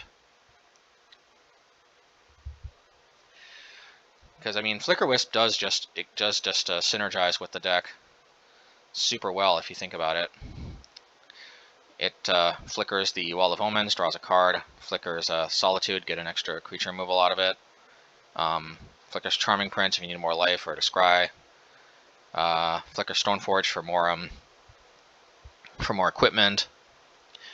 Yeah, I think Flicker Wisp actually fundamentally it's also just a bigger beater, you know what I mean? So like, this is the thing about Skyclave Apparition. It just doesn't beat very fast. So against like control decks, it's just hard to clock them, you know. So I think we will go back to Flicker Wisp because we do want more of a clock, and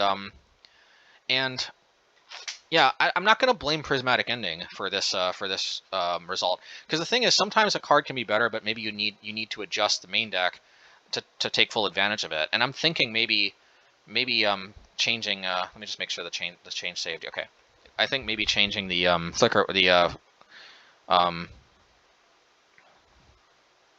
Skyclave Apparition for the Flicker Wisp might be a way to take advantage of Prismatic Ending, because we do have an ability to deal with anything almost up to 4 mana, and we want to consistently be able to do that. But I think with our multicolored package, our multicolored land package, I think we've got a pretty decent fighting chance, so to speak, of doing that. Now, actually, here's another consideration. We could also try to squeeze a Horizon Canopy in here, which also could juice up the Prismatic Ending more. I don't want to drop the planes, though, below 6. Yeah, I don't want to drop the planes below 6, though. So that would mean I'd have to take out one of the lands, which I guess I could take out a Brushland. No, I think maybe we'll just stick with this. There's just something kind of aesthetic about 4 of these lands, 2 Horizon lands, and yeah.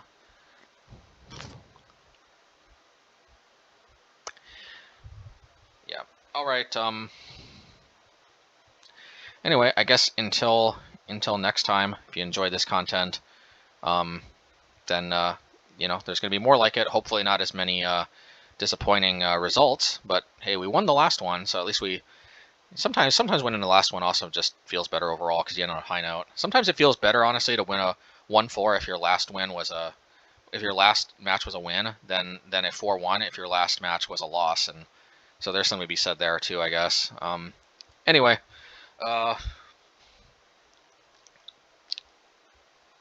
yeah, I'm not sure there's much else to say.